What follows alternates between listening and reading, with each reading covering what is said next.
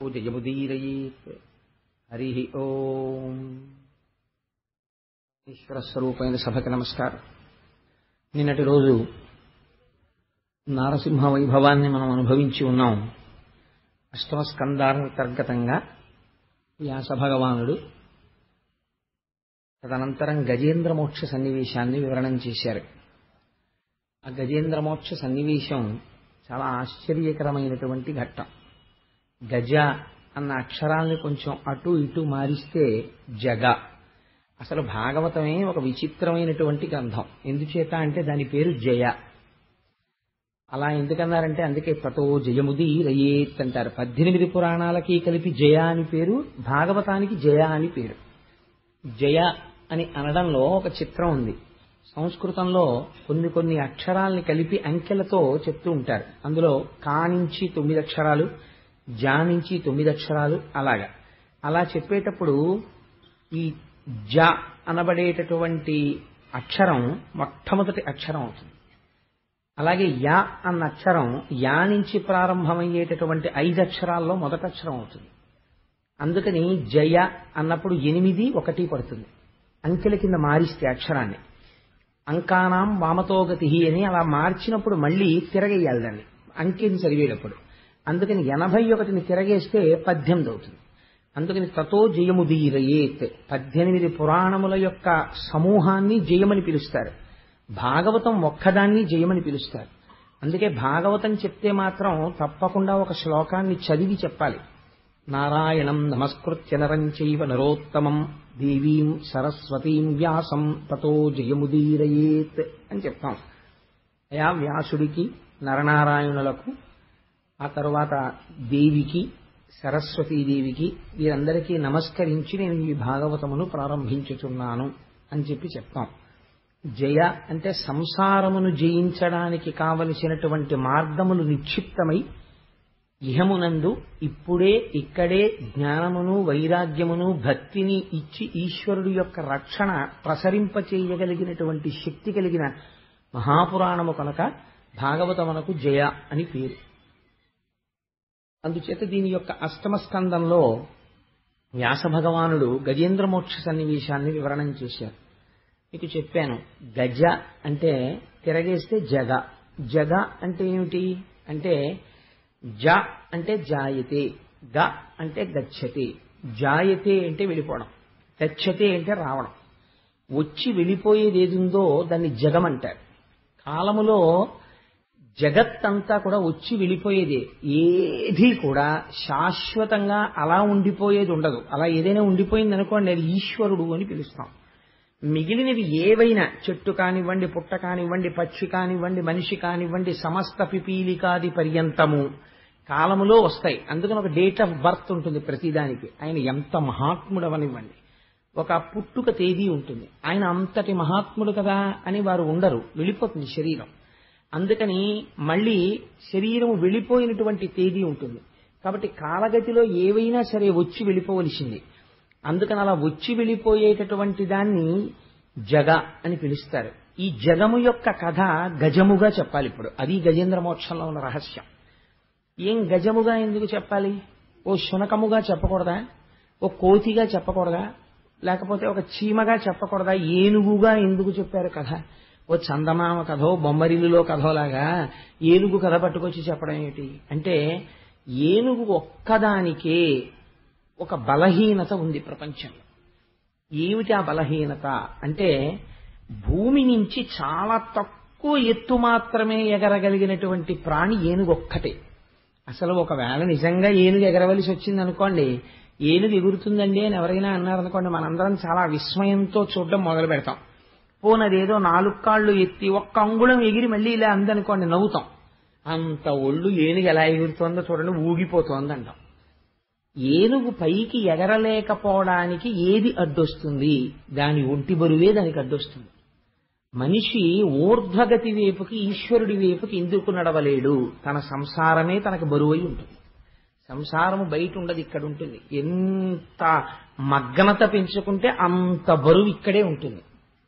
కాబట్టి నిజానికి అది ఏనుగు కథ లేకపోతే మన కథ అంటే, పెద్దలు అన్నారు, నువ్వు మామూలుగా అది ఏనుగు కథ కింద విన్నా కూడా భాగవతంలో గజేంద్ర మోక్షం విన్నటువంటి వాళ్ళకి ఆఖరణ ఫలశ్రుతి చెప్తారు.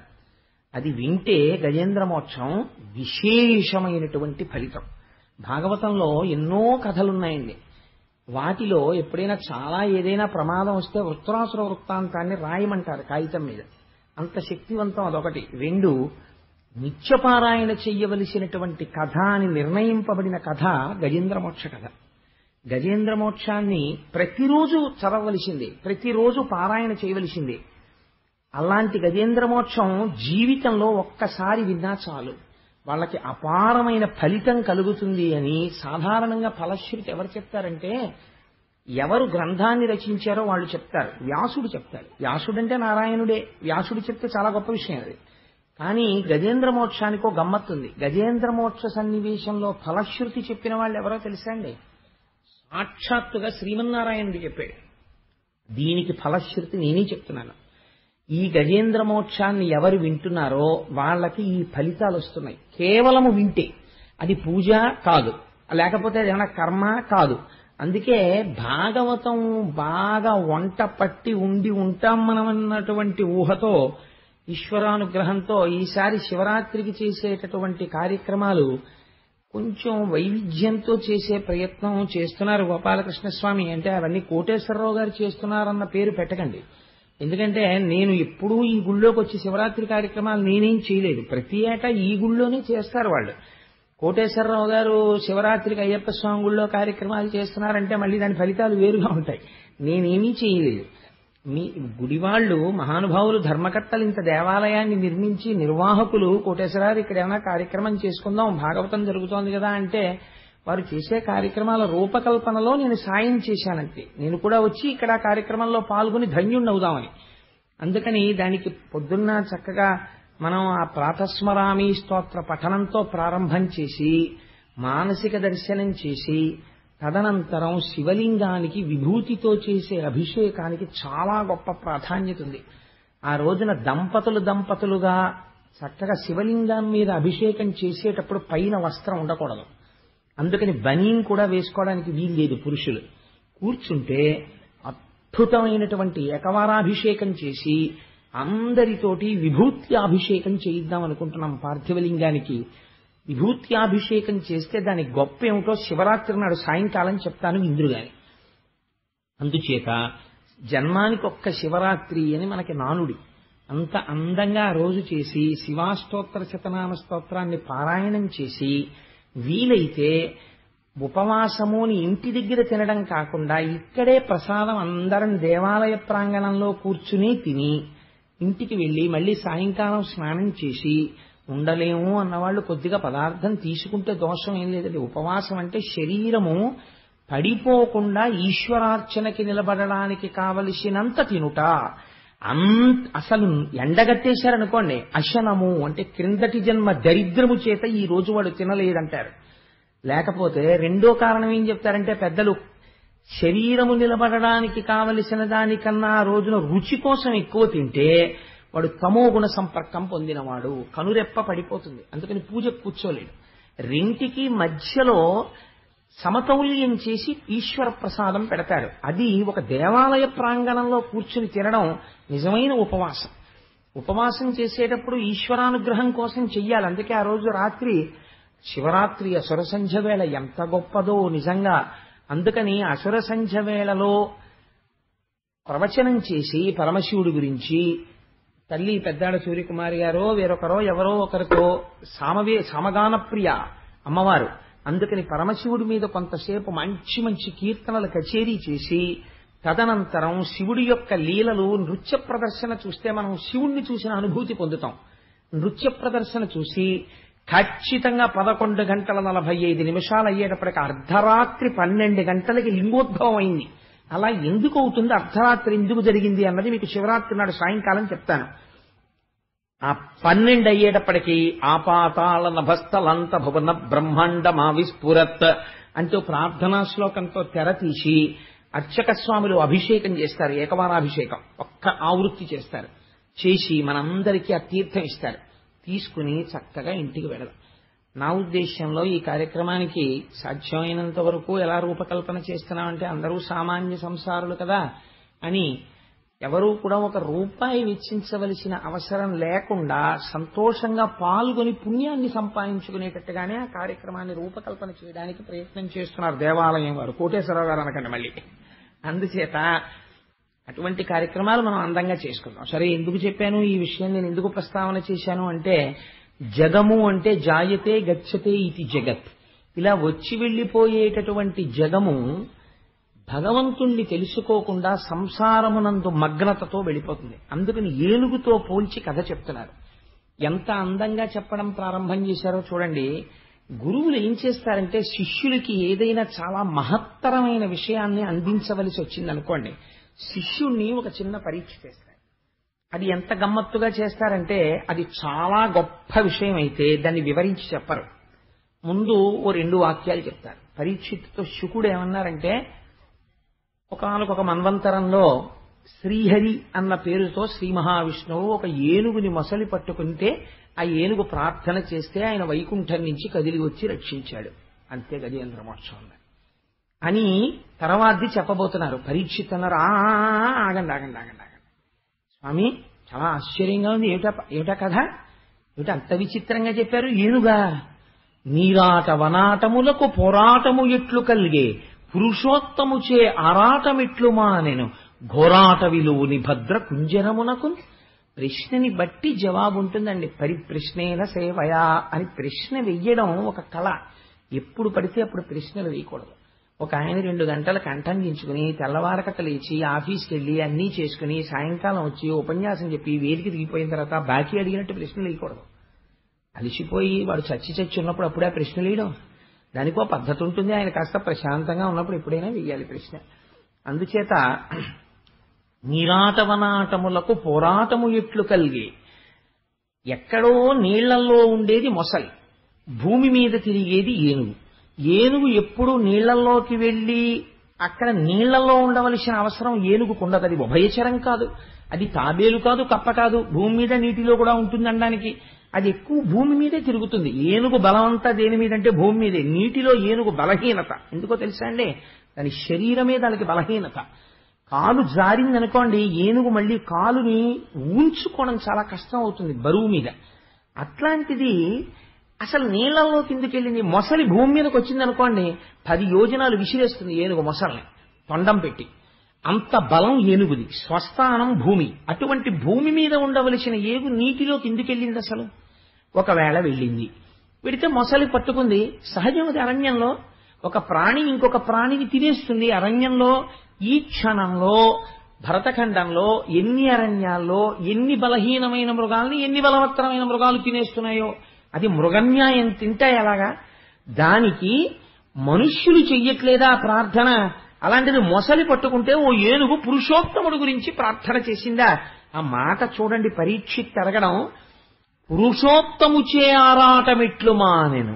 ఒక పక్క మొసలి కొరికేస్తుంటే పొందుతున్నటువంటి బాధకి ఇది ప్రార్థన చేస్తే పురుషోత్తముడు వచ్చాడా శ్రీ మహావిష్ణువు.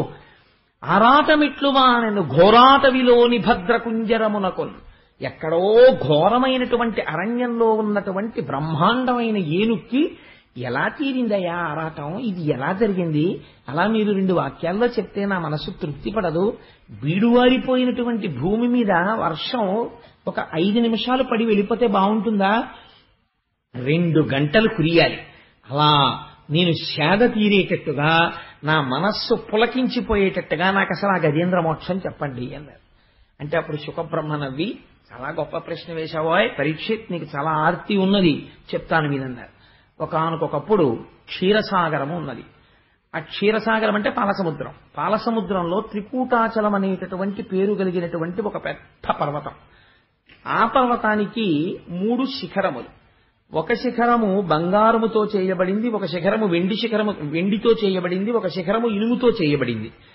ఈ 3 లోహములతో చేయబడినటువంటి శిఖరములు కలిగినటువంటి ఈ త్రికూటాచలమునందు ఎన్ని రకాల వృక్షాలో పెరుగుతుండేవి, ఎన్ని రకాల తీగలో పెరుగుతుండేవి, ఎన్ని రకాల పళ్ళో పండుతుండేవి, ఎన్ని పుష్పములో పరిమళిస్తూ ఉండేవి, ఎన్నో సరోవరములు ఉండేవి. ఆ సరోవరములలో అరవిరిసినటువంటి పద్మముల నుంచి బయటపడినటువంటి కింజిల్కములు ఆ పుప్పొడి ఆ కేసరముల నుంచి రాలి నీటిలో కలిసేది. కలిస్తే మనం వెంకటేశ్వర స్వామి వారికి సుప్రభాతంలో చెప్తామే, ఏలా లవంగ ఘనసార సుగంధి తీర్థం దివ్యం వియచ్చరితి హేమ ఘటేషు పూర్ణం ధృత్వాద్యవైదిక శిఖామణయ ప్రహృష్ణా తిష్టంతి వెంకటపతే తవ సుప్రభాతం అంటాం. ఏలా లవంగ ఘనసార సుగంధి తీర్థం. స్వామి నువ్వు తాగుతావని అర్చక శిఖామణులు స్నానం చేసి ఊపిరి తగలకుండా బట్ట కట్టుకుని యాలుకల యొక్క గుండ కలిపినటువంటి నీటిని మంచి తీర్థం తయారు చేసి అక్కడ పెట్టారు. దివ్యం వియచ్చరితి హేమ ఘటేషు పూర్ణం బంగారు పాత్రలతో అక్కడ పెట్టారు. ఈశ్వర నిద్రలేచి ఆ పానీయమును సేవించు అంటారు. అలా అక్కడ ఉన్నటువంటి సరోవరాల్లో నీరు తాగుదామని ఎవరైనా విడితే ఆ ఒడ్డున ఉన్నటువంటి చెట్లు ఇలా నీళ్ల మీదకి వంగి అనేకమైనటువంటి ఫలములు పండి ఉండేవిట. ఆ చెట్ల యొక్క పళ్ళన్నీ కోసేవాళ్లు లేక పక్షులు వాలి కుడితే వాటిల్లో ఉన్నటువంటి రసాలన్నీ నీళ్లలో కలిసేవి. అరవిరిసినటువంటి పద్మాలు మా కాపవరంలో ఉంటాయి. మా కాపవరం అంటుంటాను నేను. సూర్యనారాయణ గారి కాపవరంలో ఆ శివాలయం పక్కన ఉన్న సరోవరంలో ఇంతంత ఎర్ర కలువలు పెంచారు వాళ్ళు. ఒక్కొక్క కలువ ఆ అమ్మవారి పాదాల మీద పెడితే 2 పాదాలని కమ్మేస్తుంది. ఒకవేళ కోనేట్లో ఉంటే రేపు లక్ష్మీ పూజకి తెప్పించండి అమ్మా కొన్ని కలువలు. అందుకని ఆవిడ పద్మముల చేత పూజింపబడే తల్లి కదా. ఆ ఎర్రటి పద్మములు ఎలా ఉంటాయో అలా ఆ పద్మములలో ఉండేటటువంటి పుప్పొడి నీటిలో పడి యాలుక నీరు ఎలా ఉంటుందో అటువంటి నీరు. ఇంకంతకన్నా నేను ఉపమానం చెప్పలేను, ఎందుకంటే పుప్పుడి కలిపిన నీరు ఎవరు తాగారు గనక. అందుకని అంత సుగంధభరితములైనటువంటి జలములతో ఉండేవి. ఒక జాతి జంతువులు కావు, ఎన్నో రకాలైనటువంటి జంతువులు అక్కడ ఉండేవి. అయితే ఆశ్చర్యకరమైన విషయం ఏమిటంటే, సాధారణంగా అరణ్యం గురించి చెప్తే అరణ్యంలో అందం చెప్పాలంటే నెమలిని చెప్తారు, నడక చెప్పాలంటే హంసని చెప్తారు, పరాక్రమం చెప్పాలంటే సింహాన్ని చెప్తారు. ఇక్కడేమి చెప్పారంటే ఏనుగులు చెప్పారు. ఈ కథలో అన్నారు పోతన గారు, కలగవు కొండలకైనను మలగవు సింగములకైన మార్పును కరిమిన్ గలగవు పిడుగులకైనను ఇలబల సంపన్న వృత్తి ఏనుగు గున్నల్. ఏనుగు గున్నల్ అంటే గొన్న ఏనుగులు, మంచి వయస్సులో ఉన్నాయి. అవి పెద్ద పెద్ద మందల కింద వెళ్ళిపోతుండేవి. అవి గుహల్లోంచి బయటికి వచ్చి మందలు వెళ్ళిపోతుంటే చీకట్లొచ్చాయా అన్నట్టుగా ఉండేవి. అంత నల్లటి ఏనుగులు. ఆ ఏనుగుల గుంపు ఎలా వెళ్ళేవంటే అవి తలగవు కొండలకైనను. ఒకవేళ ఎక్కడైనా పర్వతాలు అడ్డొస్తే పర్వతాన్ని దాటి మేము వెళ్ళడం ఏమిటి, మాకు అవమానం అని అన్నీ కలిపి పర్వతాన్ని తమ కుంభస్థలంతా బదలగొట్టేసేవి. బద్దలగొట్టి దాటేవి తప్ప కొండెక్కి దిగేవి ఒకటికి అవమానమని. తలగవు కొండలకైనను మలగవు సింగములకైన మార్పును కడిమిన్. ఇదో విచిత్రం. అసలు కల్లోకి సింహం వస్తే ఏనుగు చచ్చిపోతుంది. అలాంటి ఏనుగులు ఎక్కడైనా సింహం గర్జిస్తే ఏనుగులు తరిమేవిటాయి. ఏమిటా గర్జన మేముండగా అని అలా ఘీంకరించేవి. మలగవు పిడుగులకైనను, ఆకాశంలోంచి పెద్ద ధ్వనితో పిడుగులు పడితే వీటికి కోపం వచ్చి ఆకాశం వైపుకి శిరస్సులు ఎత్తి తొండాలెత్తి ఘీంకరించేవిట. ఏమిటా చప్పుడో అని. అందుకని పోతన గారు వాటి దేహ పరాక్రమాన్ని వర్ణిస్తారు. తలగవు కొండలకైనను మలగవు సింగములకైన మార్కును కడిమిన్ గలగవు పిడుగులకైనను ఇలబల సంపన్న వృత్తి ఏనుగుగున్నల్. ఏమిటి తల్లరికి కారణం? ఇలబల సంపన్న వృత్తి, భూమి మీద వాటికి ఉన్న బలం అటువంటిది అంటున్నారు. మీరు ఇక్కడే చాలా గమ్మత్తైనటువంటి విషయం ఒకటి పోతన గారు అన్నారు. పోతన గారిది స్వేచ్ఛానువాదం అండి. పోతన గారి గజేంద్ర మోక్షం వింటే దాని అనుభవం వేరు. నేను అందుకే ఇవాళ రామాలయంలోకి వెళ్ళి మరీ వచ్చా. ఎందుకంటే ఇందులో కొన్ని పద్యాలు రామచంద్రమూర్తి రాశారు, పోతన గారు కూడా రాయారు. ఆ పద్యాలు వచ్చినప్పుడు మీకు అక్కడ ఉన్నటువంటి విశేషాన్ని వివరణ చేస్తాను. ఎంత చిత్రమైనటువంటి విషయం జరిగేదంటే, ఆ ఏనుగులు నడిచొస్తుంటే పులుల మొత్తంబులు పొదరిండ్లలో దూరు ఘొరభల్లు కముల్ గుహల చొచ్చు భూదారములు నేల బొరియలలో దాగు. అసలు ఇలాంటి సన్నివేశం ప్రపంచంలో ఎక్కడైనా ఉంటుందండి?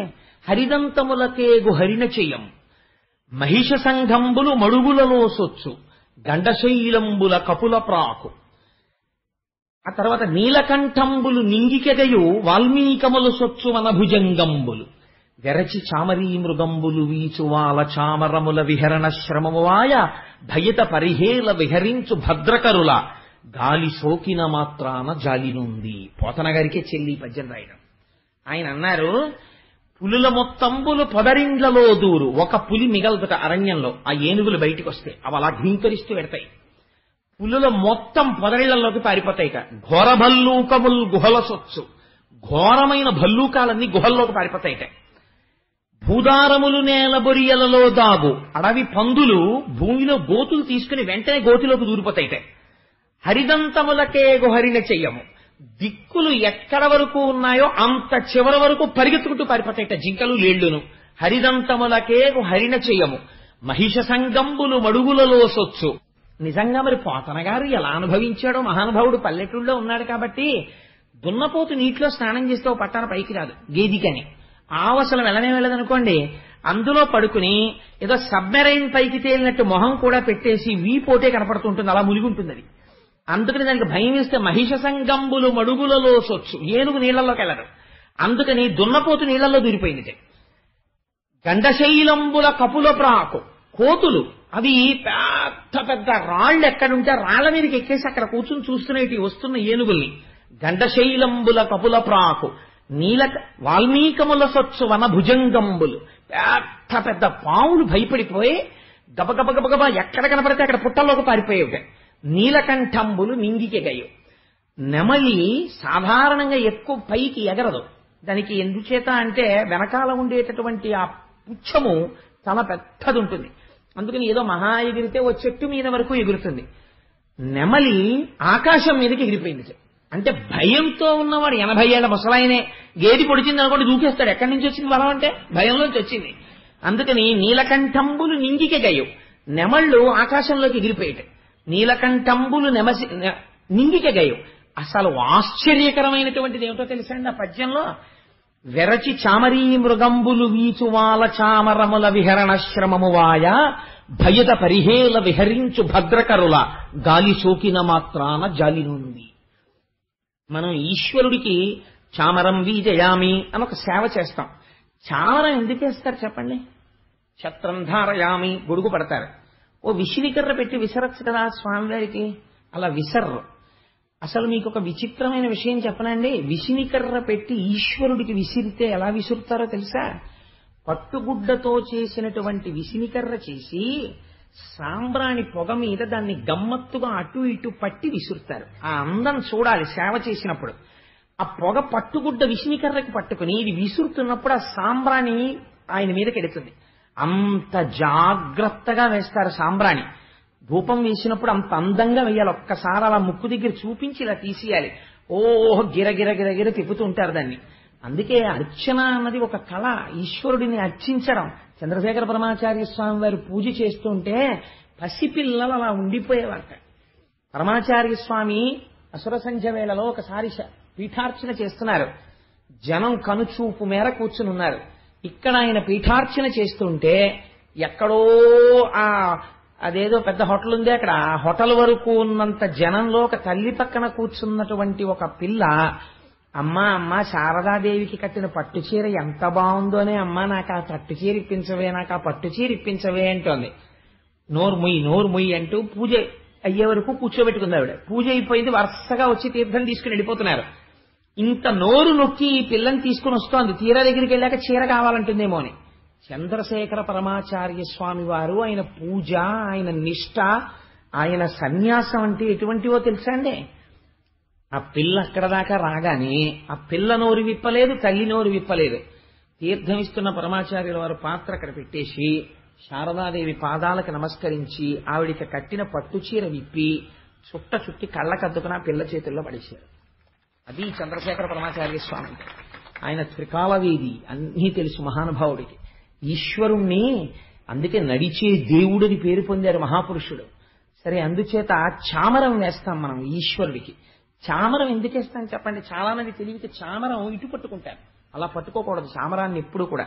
చామరం ఒకళ్ళు వేసి ఒకళ్ళకి ఇవ్వవలసి వస్తే దాన్ని పిడి పట్టుకునే హ్యాండిల్ పక్క వాళ్ళకి ఇవ్వాలి తప్ప చామరం తాలూకా వెంట్రుకల్ని పట్టుకోకూడదు. అవి వెంట్రుకలు. చామరీ మృగము అనబడేటటువంటి మృగము యొక్క వెంట్రుకలవి. అవి చిత్రం ఒకటి ఉంటుంది ఆ చామరీ మృగానికి. దాని వెంట్రుకలతో చామరం చేసి ఈశ్వరుడికి ఇలా వేస్తే ఎంత అలసిపోయిన వాడైనా సరే ఆయన అలసటంతా పోతుంది. ఒక్క చామరీ మృగం వెంట్రుకలతో విసిరితే.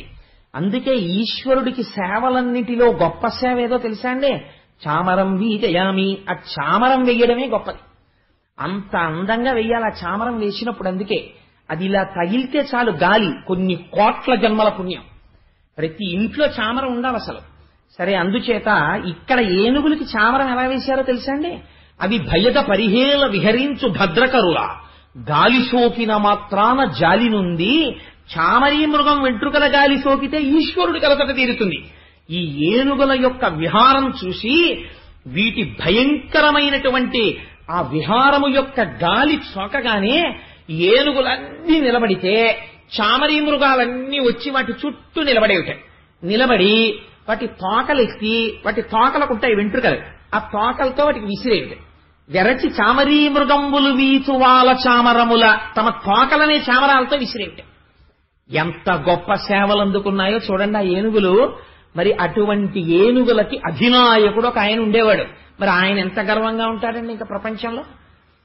ఇలాంటి స్థితి అయితే ఏమండి మీరు ప్రారంభించేటప్పుడు మన కథ అన్నారు, మరి ఏనుగు కథ చెప్తున్నారు కదా అని మీకు అనుమానం రావచ్చు. మన కథ అని ఎలా నిరూపించచ్చు అంటే, క్షీరసాగరంలో త్రికూటం ఉంది. క్షీరసాగరం అంటే ఈశ్వరుడు.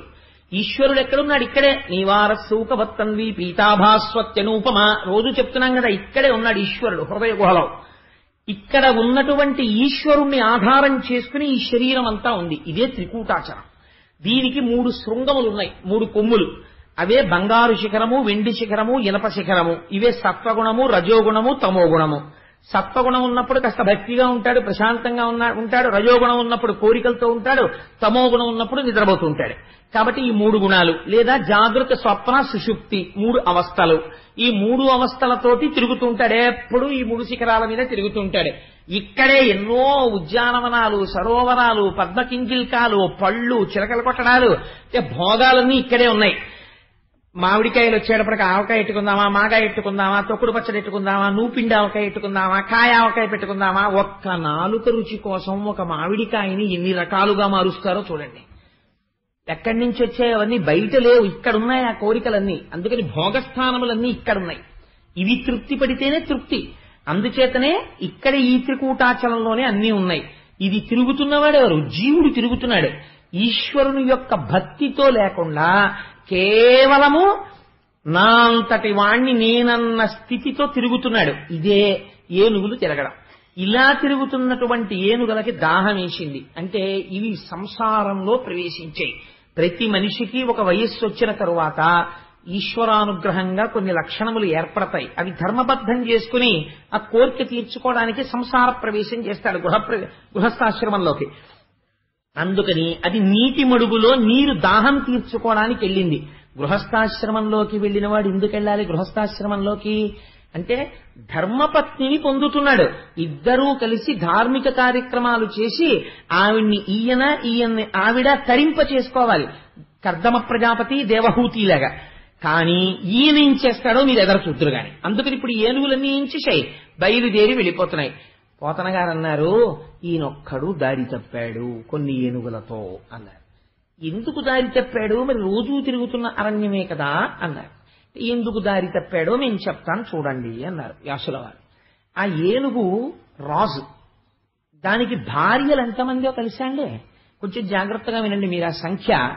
ఆ ఏనుగు యొక్క భార్యల సంఖ్య 10 లక్షల కోట్లు. అంతమంది భార్యలు పరివేష్టించున్నారు ఆ ఏనుగుని. ఆ ఏనుగుకి భార్యలంతమంది ఉంటే ఇంకా బంధువులును అయినవారు, స్నేహితులు, రాజు కాబట్టి పరివారము, వీళ్ళు ఎంతమంది ఉండుంటారో మీరు ఆలోచించండి. జీవుడు ఒక్కడే ఎంతమంది భార్యలు, ఎన్ని శరీరాలు ఎత్తాడో లేరు. 10 లక్షల కోట్ల మంది భార్యలు. ఇంతకు ముందు కుక్కగా ఉన్నప్పుడు ఆడకుక్క నా భార్య, ఇంతకు ముందు నేను బావుడి పిల్లిగా ఉన్నప్పుడు ఆడపిల్లి నా భార్య. ఇక్కడ లేదు కాబట్టి ధైర్యంగా చెప్పేస్తున్నాను, ఈ జన్మలో మా ఆవిడ మా ఈశ్వరు నా భార్య. అందుకనే ఏమైంది, ఒక్కొక్క జన్మలో ఒక్కొక్కట భార్య. ఈశ్వరానుగ్రహం ఉంటే ఈ జన్మతో ఈ భార్యలు ఈ గొడవలు లేకుండా వదిలిపోతే అంతకన్నా అదృష్టం లేదు. అందుకని ఏమైంది, కాబట్టి 10 లక్షల కోట్ల మంది భార్యలు, ఇంతమంది భార్యలు, ఇంత పరివారంతో తిరుగుతున్నాడు. వీళ్ళందరూ నా వాళ్ళు నన్ను రక్షిస్తారంటున్నాడు. వీళ్ళేం చేస్తున్నారు? ఆదమరిపిస్తున్నారు. ఎలా మరిపిస్తున్నారో తెలుసా అండి? కొంతమంది వెళ్లి తామర పువ్వులు తీసుకొచ్చి ఆయన మీద పెట్టారట.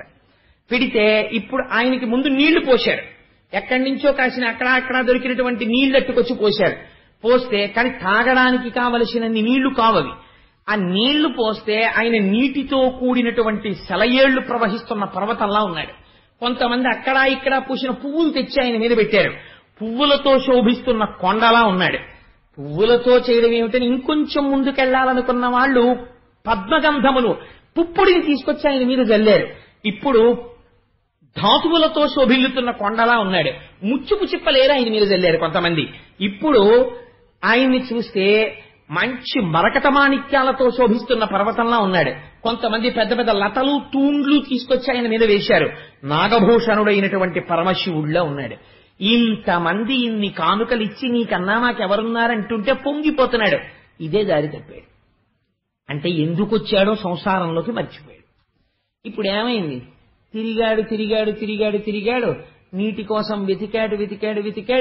చిట్ట చివరికి ఒక సరోవరం కనపడి, అద్భుతమైనటువంటి సరోవరం. అదే సంసారం. దీన్ని ఒడ్డు నుండి నీరు త్రాగాలి అంటే ఎందుకు అందులో ప్రవేశించాడో గుర్తు పెట్టుకోవాలి. కానీ ఈయనేం చేస్తున్నాడు? సరోవరం కనపడగానే పొంగిపోయి అబ్బా ఎంత బాగుందో ఈ సరోవరం అనుకున్నాడు. అంతకుముందు అందులోకి ఎవరూ ప్రవేశించినట్లు ఆధారాలు లేవు. దాని నిండా పద్మాలే, చుట్టూ చెట్లే. ఆ చెట్ల యొక్క నీడ ఆ నీటిలో కనపడుతోంది. అరవిరిసినటువంటి పళ్ళు, రొద చేస్తున్నటువంటి ఝంకారం చేస్తున్నటువంటి తుమ్మెదలు, అందులో రకరకాలైన చేపలు, ఎండ్రకాయలు, మొసళ్ళు ఇలాంటివన్నీ ఉన్నాయి. అంత నీటిని చూడగానే పొంగిపోయింది ఆ ఏనుగు. తన భార్యలందరితో కలిసి ఆ నీళ్లలో దిగాడు. నీరు తాగేవాడు నీళ్లలో దిగాలా, నీటి ఒడ్డు నుండి తాగాలా? నాకు దాహం వేసింది అనుకోండి, బిందెలో దూకేయకూడదు. నేను బిందెలో నీళ్లు తాగాలి. దూకినా పట్టదనుకోండి, గొడవలేదు. కానీ ఓవర్ హెడ్ వాటర్ ట్యాంక్ లో దూకేయకూడదు కదా. అందుకని ఆ నీరు తాగాలంతే. కానీ ఈయనేం చేస్తున్నాడు? సరోవరంలోకి దూకాడు. ఈయన దూకితే వెనకాల వాళ్ళు దూకేశారు. ప్రభువు దూకేశారు, మనకే వాళ్ళు దూకేశారు. చుట్టూ భార్యలు నిలబడ్డారు. ఇప్పుడు ఈయనకో కోరిక పుట్టింది. నేను ఎంత మొనగాన్నో నా భార్యలందరికీ చూపించాలి. కాబట్టి ఏం చేశాట అంటే, ఇహలోకేంద్రుడు హస్తరంధ్రముల నీరెక్కించి పూరించి చండభమర్గంబునకెత్తి నిక్కివడి నుడ్డాడించి పింజింప ఆ రభటిన్ నీరములోన పెల్లగసి నక్రగ్రాహపాటీనముల్ అభమందాడడు మీన కర్కటములన్ పట్టెన్ సురల్ మురాంపడన్. పోతన గారికే చెల్లిందండి అనువాదం. గట్టిగా పాదములను ఊంచుకుని నిలబడినటువంటి వాడై తాగడానికి వెళ్ళిన వాడు నీళ్లు తాగడం మానేశాడు. ఇహలోకేంద్రుడు హస్తరంధ్రముల నీరెక్కించి పూరించి తొండ నిండా నీళ్లు లాగాడు. బోలెడని నీళ్లు వెళ్ళాయి. ఎలా లాగాడు? విపరీతమైన హార్స్ పవర్తో లాగేశాడు. ఒంట్లో ఓపిక ఉంది కదా మరి. అందుకని కండకావరం అంత నీరు లాగాడు. లాగితే ఆ నీటి వేగంతో పాటుగా చేపలు వెళ్ళిపోయాయి లోపలికి, మొసళ్ళు వెళ్ళిపోయాయి, ఎండ్రకాయలు వెళ్ళిపోయాయి. ఆ తొండంలోకి వెళ్ళిపోయిన తర్వాత ఇప్పుడేం చూశాడు? ఒక్కసారి భార్యల వంక చూశాడు. ఆ నీరంతా తొండంలో నిలబెట్టాడు. నిలబెట్టి చూశారా ఎంత నీరు లాగేశానో అన్నాడు. అంత నీరు బుస్సం లోపలికి వెళ్ళిపోగానే వాడు తెల్లబోయి ఆహా మా ఆయన శక్తిని చూస్తున్నారు. ఇప్పుడు ఊంచుకుని ఆ తొండాన్నిలా పైకెత్తాడు. పైకెత్తి లైవ్ టెలికాస్ట్ ఇస్తారండి పోతన గారు. ఇహలోకేంద్రుడు హస్తరంధ్రముల నీరెక్కించి పూరించి చండభమర్గంబునకెత్తి నిక్కివడి నుడ్డాడించి పింజింప ఇలా పెట్టి బాగా బలం ఊంచుకుని ఇప్పుడు మళ్ళీ ఆ తొండాన్ని పైకెత్తి హుస్ అని ఆకాశం మీదకిసిరాడు నీళ్లు. ఇలా పెట్టి పైకి చిమ్మితే లోపల ఉన్నటువంటి గాలి శక్తితోటి ఎంత ఆశ్చర్యం జరిగిందో తెలుసా అండి? ఈ తొండంలో ఉండిపోయినటువంటి చేపలన్నీ వెళ్ళిపోయి మీనరాశిలో పడిపోయాయి. ఇందులో ఉన్న ఎండ్రకాయలన్నీ విడిపోయి కర్కాటక రాశిలో పడిపోయాయి. ఇందులో ఉన్న మొసళ్ళన్నీ విడిపోయి మకర రాశిలో పడిపోయి 3 రాశుల్లో పడేటట్టు కొట్టాడు. ఇది చూసి దేవతలు ఆకాశంలో తిరుగుతున్న వాళ్ళు ముక్కున వేలేసుకుని ఉండిపోయారట. ఏమి ఏనుగురా, ఏం బలం రా ఇది అన్నట్ట. ఇహలోకేంద్రుడు హస్తరంధ్రముల నీరెక్కించి పూరించి చండభమర్గంబునకెత్తి నిక్కివడి నుడ్డాడించి పింజింప ఆరభటి నీరములోన తెల్లగసి నక్రగ్రాహపాటీనముల్ లభమందాగడు మీన కర్కటములన్ పట్టెన్ సురల్ మ్రాంపడన్. ఇలా చేశాడు. ఆయన చుట్టూ ఉన్న వాళ్ళందరూ కూడా చాలా సంతోషపడిపోయారు. అబ్బో చూసావా మా ఆయన ప్రజ్ఞ అనుకున్నారు. ఆయన దిగిపోయాడు, ఆయనతో పాటు భార్యలు దిగిపోయారు, బిడ్డలు దిగిపోయారు, బంధువులు దిగిపోయారు, స్నేహితులు దిగిపోయారు, పరివారం దిగిపోయారు, అందరూ దిగిపోయారు. నీళ్లు తాగేస్తున్నారు, నీళ్లు చిమ్మేస్తున్నారు, తొండంతో కొట్టేస్తున్నారు, కాళ్లతో తొక్కేస్తున్నారు, పువ్వులు పీకేస్తున్నారు. కనబడినటువంటి చిన్న చిన్న మొసళ్ళని వాటిని తొక్కి చంపేస్తుంటే పావు గంట అయ్యేటప్పటికి చచ్చిపోయిన చేపలు తాబేళ్లు అన్ని తిరగబడిపోయి ఆ నీటి మీద తేలిపోయి పద్మములు తెగిపోయి గట్లు తిరగదోయబడి కొమ్మలు విరిగిపోయి నీరు బురదైపోయి అంతా కూడా కల్మషమైపోయి ఒకదాని మీద ఒకళ్ళు నీళ్లు జల్లేసుకుంటూ మళ్లీ ఒడ్డుకొచ్చి మట్టి పోసేసుకుంటూ మళ్లీ నీళ్లలోకి వెళ్లి మళ్లీ నీళ్లు పోసేసుకుంటూ ఏనుగులు స్నానం చేస్తుంటే చూడడం ఎంత అందంగా ఉంటుందో. నిజంగా మా చిన్నతనంలో మా ఊరు సర్కస్ వచ్చినప్పుడు ఏటికి ఏనుగుల్ని తీసుకొచ్చేవారు స్నానానికి. ఏటికి స్నానానికి వచ్చిన ఏనుగుల్ని చూడడానికి ఒక పీరియడ్ క్యాన్సిల్ చేసి పంపించేవారు మా స్కూల్లో. అంత గొప్ప స్కూల్ మాది. అంటే నేను ఆ మాట ఎందుకంటున్నానో తెలుసా అండి, అలా అనుభవింపచేశారు ప్రకృతిని. చూడండి రా, వెళ్ళి చూసి అనుభవించండి, మీకు తెలుస్తుంది దాని గొప్పతనం అని. మేమందరం ఏటిగట్టెక్కి కూర్చుంటే ఆ ఏనుగులన్నీ వచ్చి ఏట్లో స్నానం చేసి ఘీంకారాలు చేసుకుంటూ ఆడుకుంటూ ఇసుక ఒడ్డుకొచ్చి ఇసుక తీసుకుని మళ్లీ ఇలా పోసేసుకుని మళ్లీ వెళ్లి మళ్లీ స్నానం చేసేసి ఆ ఒడ్డుకొచ్చి ఇలా పడుకుని అవి ఆడుకుంటుంటే గంటల గంటలు చూసి చీకటి పడిపోయిన తర్వాత ఆ మెళ్ళో గంటలు టాంగ్ టాంగ్ అని మోగుతూ మామటి వాళ్ళు హాయ్ హాయ్ అంటుంటే మళ్లీ ఏనుగులన్నీ నడిచి వెళ్ళిపోతుంటే వాటి కాలు వంక చూసి వాటి గోళ్లు వంక చూసి దాని తొండం వంక చూసి దాని వీపు వంక చూసి మేము పొంగిపోయి వచ్చేవాళ్ళం. ఎదర గజేంద్ర మోక్షం చెప్పాలని ఈశ్వరుడు ఏనుగుల్ని బాగా చూపించాడేమో నాకు. అందుకని అలా ఎంత సంతోషంగా ఉండేదో ఆ ఏనుగుల్ని చూస్తే. అంత అల్లరి ఒకటా రెండా కొన్ని కోట్ల కోట్ల ఏనుగులు ఇంత అల్లరి చేస్తున్నాయి సరోవరంలో. ఇంత అల్లరి చేస్తుంటే ఇన్ని ప్రాణులు చచ్చిపోతుంటే ఒకరు చూశారట. ఎవరు వారు? సరసిలో నుండి పొడగని సంభ్రమించి ఉదరి కుప్పించి లంఘించి హుంకరించి భాను కబళించి పట్టు స్వర్భానుపగిది ఒక్క మకరేంద్రుడి భరాజు నుడిసిపట్టే. పోతన గారు ఒక అద్భుతమైన సామ్యం వేసేశారు.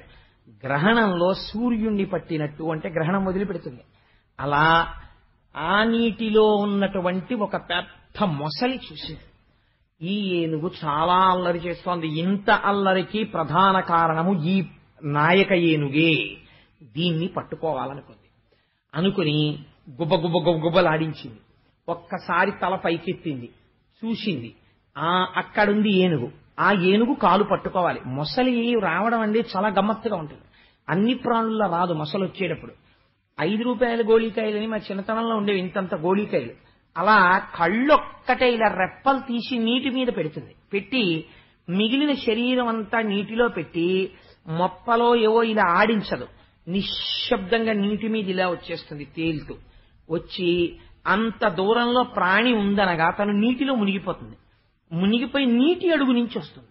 నీటి అడుగు నుంచి వచ్చి ప్రాణి యొక్క కాలు పట్టుకుంటుంది. అది ఇంకేది పట్టుకోదు, కంఠం పట్టుకోదు, కాలు పట్టుకుంటుంది. ముందు శంకర భగవత్పాదులంతటి వారిని పట్టుకుంది మొసలి కాలు. అందుకని ఆ కాలు పట్టుకుంటుంది. పట్టుకోగానే అయిపోయినట్టే. ఇంకా నీటిలో మొసలి కాలు పట్టిందా, ఎంత బలమైన ప్రాణి అయినా సరే ఇహ కథలతో అంత గమ్మత్తుగా చూసింది అది. అందుకని ఎంత వర్ణన చేశారో చూడండి పోతన గారు. గుబగుబలాడించి ఫూత్కారం చేసి నీటిని జిమ్మి తోక కొట్టి దూరం నుంచి చూసి నీటిలో మునిగి దాని కాలెక్కడుంటుందో ఊహ పట్టి సరసిలో నుండి పొడగని సంభ్రమించి ఉదరి కుప్పించి లంఘించి హుంకరించి భాను కబళించి పట్టు స్వర్భానుపగిది ఒక్క మకరేంద్రుడి భరాజు నుడిసిపట్టే. నీటి అడుగు నుంచి వచ్చి ఈ ప్రభువు అయినటువంటి ఏనుగు యొక్క కాల్ని పట్టేస్తాం. పట్టేసుకోగానే ఈ ఏనుగులన్నీ కూడా అప్పటి వరకు తుండంబుల పూరించుచు గండంబుల చల్లు కొనుచు గలగల రవముల్ మెండుకొన వలద కడపుల నిండంవే దండ కోటి నీటింత్రాగెన్. ఈ పట్టుకోవడానికి ముందు క్షణం వరకు దృశ్యం ఎలా ఉందో మీరు బాగా లోపల ధారణ చెయ్యాలి. తుండంబుల పూరించుచు ఒక్కొక్క ఏనుగు తొండంతో నీళ్లు నాగుతోంది. తొండంబుల పూరించుచు గండంబుల చల్లు కొనుచు గలగలరవముల్. ఆ పెద్ద చప్పుడు, నవ్వులు, అల్లరి, కేరింతలు, ఒకళ్ళ మీద ఒకళ్ళు నీళ్లు చల్లుకుంటూ వలద కడుపుల నిండంవే దండకోటి నీటింత్రాగెన్. పెద్ద పెద్ద బాణలంత కడుపుల్లోకి నీళ్లు తాగి, తాగేసిన తర్వాత ఏం చేసి ఉండాలి? ఇవి దాహం తీరిపోయింది కాబట్టి గట్టెక్కేయాలి. కానీ ఇవేం చేశాయి? నీ దాహం తాగాక సరస్సు పాడు చేస్తున్నాయి. ఎందుకు సంసారంలోకి వెళ్ళాడో మరిచిపోయాడు. స్నాతకంలో గురువు ఏం చెప్పాడో మరిచిపోయాడు. మరిచిపోయి సంసారాన్ని భోగస్థానంగా మార్చాడు, పాడు చేస్తున్నాడు. ఇప్పుడు నీటి అడుగు నుంచి వచ్చింది. ఎవరొచ్చారు? మొసలి వచ్చింది. వచ్చి పట్టుకుంది. నీటి అడుగు నుంచి మొసలి వచ్చి పట్టుకోవడం అంటే ఏమిటో తెలుసా అండి? సంసారము ఇంద్రియములు పట్టుకోవడం ఒక లక్షణం. కాలము అనబడేటటువంటిది నడిచి వెళ్ళిపోతుంటుంది. కాలాంతర్గతముగా కాలములో మృత్యు వచ్చేస్తుంది, తెలియదు. కాలములో తాను ఇంకా కోరికలు కోరుతూనే ఉంటాడు. కాలము అడుగు నుంచి మృత్యు వస్తుంది. మృత్యు వచ్చి దేన్ని పడుతుంది? కాళ్ళని పడుతుంది. గమ్మత్ ఏమిటో తెలుసా అండి? ఆఖరణ మనిషికి ఒక సంస్కారం ఉంటుంది, దాన్ని అంత్యేష్టి సంస్కారము అంటారు. ఆ సంస్కారం జరిగినప్పుడు కాళ్ళు పాదాలు రెండు దగ్గర చేర్చి రెండు బొటన వేళ్ళని కట్టేస్తారు ఒక మంత్రంతో. అంటే ఇంతకాలం పనికి మాలిన తిరుగుళ్ళన్నీ ఈ కాళ్లతోనే తిరిగాడు, ఇక ఈ కాలు తిరగదు, కాబట్టి దీన్ని కట్టేశాం. ఇంకిప్పుడు ఇవి తిరగవు కనుక దీన్ని మోసేయవచ్చు అని అనుజ్ఞనిస్తారు. అప్పుడు పంచభూతాల్లో కలపడానికి కొత్త కర్రల మీద పెట్టి తీసుకెళ్ళిపోతారు. కాబట్టి మృత్యువు దేనిని పట్టినది? కాలును పట్టినది. ఇక కదలడం. అనారోగ్యం వచ్చేసి జబ్బుడిపోయి ఇంటెన్సివ్ కేర్ యూనిట్ లో ఉన్నవాడు క్యాంప్ వెళ్లాలో లేకపోతే ఎక్కడికో వెళ్లాలంటే వెడతాడేమిటి? ఇంకెళ్ళేది ఉండదు. అందుకని వచ్చి పట్టింది. పడితే అంత తెలివి తక్కువ వాళ్ళం ఏంటండి మనం? వచ్చి మృత్యువో రోగమో పట్టేసింది అనుకోండి, పట్టుకుంటే అయ్యో వచ్చేసిందండి అని చెప్పి అలా కూర్చుంటాం ఏంటి? స్పెషలిస్ట్ దగ్గరికి వెడతాం, సూపర్ స్పెషాలిటీస్ దగ్గరికి వెడతాం. అందుకని పోతన గారు ఎంత గొప్ప వర్ణన చేశారో చూడండి. కరి దిగుచు మకరి సరసికి కరిదరికి ని మకరి దిగుచు గర్రకరిదరయన్ కరికి మకరి మకరికి కరి భరమనుచును అటల కుతల భటుల రుదుపడెన్. ఏనుగు యొక్క పట్టు విడిపించుకుందామని, మొసలి పట్టు విడిపించుకుందామని ఏనుగు చూస్తోంది. ఏనుగుకున్న కోరిక ఒక్కటే. ఇప్పుడు మిగిలిన కోరికలు పక్కన పెట్టేయండి, ఈ మొసలి పట్టు తప్పించుకుని గట్టెక్కేద్దాం అని ఏనుగు చూస్తోంది. ఎలాగైనా ఏనుగు గట్టెక్కకుండా నీళ్లలోకి రాగేద్దాం మొసలి చూస్తోంది. వీడిని మరణానికి తోసేద్దాం రోగం చూస్తుంటుంది. ఎలాగో అలా హాస్పిటల్ నుంచి బయటపడిపోదాం మనిషి చూస్తుంటాడు. అందుకని కరి దిగుచు మకరి సరసికి గరిదరికి ని మకరి దిగుచు కరకరిదరయం కరికి మకరి మకరికి కరి భరమనుచును అతల కుతల భటులు అరుదుపడెన్. ఈ యుద్ధంలో ఎవరెవరికి తోడురారు, ఎవరి రోగంతో వాడే పోరాడాలంతే. ఎంతమంది ఉన్నా నాగారండి ఇంకో మంది చేసుకోండి, ఇంకో మంది చేసుకోండి, ఇంకో డాక్టర్ దగ్గరికి వెళ్ళండి అంటారు. కానీ రోగాన్ని ఎవడు పంచుకుంటాడండి? రోగంతో యుద్ధం ఇంకెవరి దగ్గర తనే చేసుకోవాలంతే యుద్ధం. అందుకని ఏం చేస్తోంది? ఇంతమంది మరి ఏం చేస్తున్నారు వీళ్ళందరూ? ఇంతమంది ఉన్నారు కదా, 10 లక్షల కోట్ల మంది భార్యలన్నావు కదా నువ్వు ఇందాక. వీళ్ళందరూ తొక్కేయకూడదా మొసల్ని? ఇంతమంది పరివారం ఉన్నారు కదా అంటే పోతన గారు అన్నారు, అలా నువ్వు అనుకుంటున్నావేమో, నేను నిజం చెప్తాను విను ఏం చేస్తున్నారో. మకరితోడపోరు మతంగ విభుని ఒక్కరినిడించిపోవ కాళ్ళు రాక కోరి చూచుచుండే కుంజరీయూథంబు మగలు తగులు కారె మగువలకును. ఈ పద్యం ఒక్కటి రోజు స్మరణ చేసుకుంటే చాలండి, వైరాగ్యం వస్తుంది. ఎంత గొప్ప పద్యం చూడండి పోతన గారిది. మకరితోడపోరు మాతంగ విభుని. ఆయన మాతంగ విభుడు, గొప్ప ఏనుగు. ఈయన నీళ్లలో ముందు యుద్ధం మొదలుపెట్టినప్పుడు ఒడ్డున చాలా మంది ఉన్నారు. కానీ వీళ్ళు ఏం చేశారంటే, వచ్చేస్తాడు మన రాజుగారు అని చెప్పి చూస్తున్నారు. రాజుగారు లాగండి లాగండి అన్నారు కొంతసేపు. వీడు పాపం అలా ఎన్నాళ్ళు యుద్ధం చేశాడో తెలుసా అండి? అలయక సొలయక వేసట నొందక కరి మకరితోడ నుద్దండత రాత్రులు సంధ్యలు దినములు సలిపెం పోరువే యొక్క సంవత్సరములు. ఆ ఏనుగు అలా ఆ మొసలితో ఎన్నాళ్ళు యుద్ధం చేసింది? 1000 ఏళ్లు యుద్ధం చేసింది. మీరు చూడండి, ఈశ్వరుడికి నామాలు చెప్పవలసి వస్తే విష్ణు సహస్రనామం, శివ సహస్రనామం, లలిత సహస్రనామం. ఏమండి ఏ దేవతకి 1000 పేర్ల కన్నా ఇంకొకటి ఉండదా? అందరికీ 1000 దగ్గరికి వచ్చేప్పటికి ఆగిపోతాయి ఆ పేర్లు. ఎందుకు అలా అందరికీ సహస్రమే ఉంటాయి? ఏమిటి అసలు అంటే, సంస్కృతంలో సహస్రం అంటే ఏమిటో తెలుసా అండి? ఒరే ఈ పూలు ఇంకా గుచ్చలేము మేము, సహస్రము అంటే అనంతము, అన్నీ ఆయన పేర్లే. కానీ నీకు కొన్ని పేర్లు చెప్పామంతే అని చెప్పడం సహస్రం అని చెప్పడం. అందుకే ఏదైనా సహస్రమే చెప్తారు. శతసహస్రాలు, దశ సహస్రాలు, ఏకాదశ సహస్రాలు ఇంకొండవు, సహస్రం చెప్పి ఊరుకుంటారు. కాబట్టి ఏనుగు ఎన్నాళ్ళు యుద్ధం చేసింది? 1000 ఏళ్లు యుద్ధం చేసింది అంటే అనంతంగా చేస్తోంది. ఎన్ని జన్మల్లో చేస్తున్నావు నువ్వు మృత్యుతో యుద్ధం? ఎలా చేసింది అంటే రాత్రులు, సంధ్యలు, దివసంబులు. రాత్రి చేసింది, సంధ్యాకాలంలో చేసింది, పగలు చేసింది. పడున్నవాడు హాస్పిటల్లో చెయ్యొద్దండి యుద్ధం, అదే పని. ఇంకేముంది, వాళ్ళు వీళ్ళు ఎవరో గెలవాలి, గెలిచే వరకు అలా జరుగుతూనే ఉంటుంది యుద్ధం. అందుకని రాత్రులు, దివసంబులు, సంధ్యలు, మకరితోడ కరి సలిపిం పోరు 1000 సంవత్సరముల్. 1000 ఏళ్లు యుద్ధం చేస్తే లాగండి, అప్పుడు చేయండి, మీకేం పర్వాలేదు అన్నారు చాలా మంది ఒడ్డు నుంచుని. పాపం ఏనుగుకి ఇప్పుడు బలం ఏమిటి? తొండం పెట్టి కొడుతోంది ఆ మొసల్ని. కొడితే మొసలు ఏం చేసిందో తెలుసా అండి? చాలా గమ్మత్తుగా అది కొడుతుంటే నీటి మించి తొండం వెళ్లి దాని మీద దెబ్బ తగిలితే దాని ప్రాణం పోయినట్టు అయిపోయేది మొసలికి. ఒక్కొక్క డాక్టర్ రాసిన డోస్ వేస్తే రోగానికి కళ్ళు అలా జరుగుతాయి.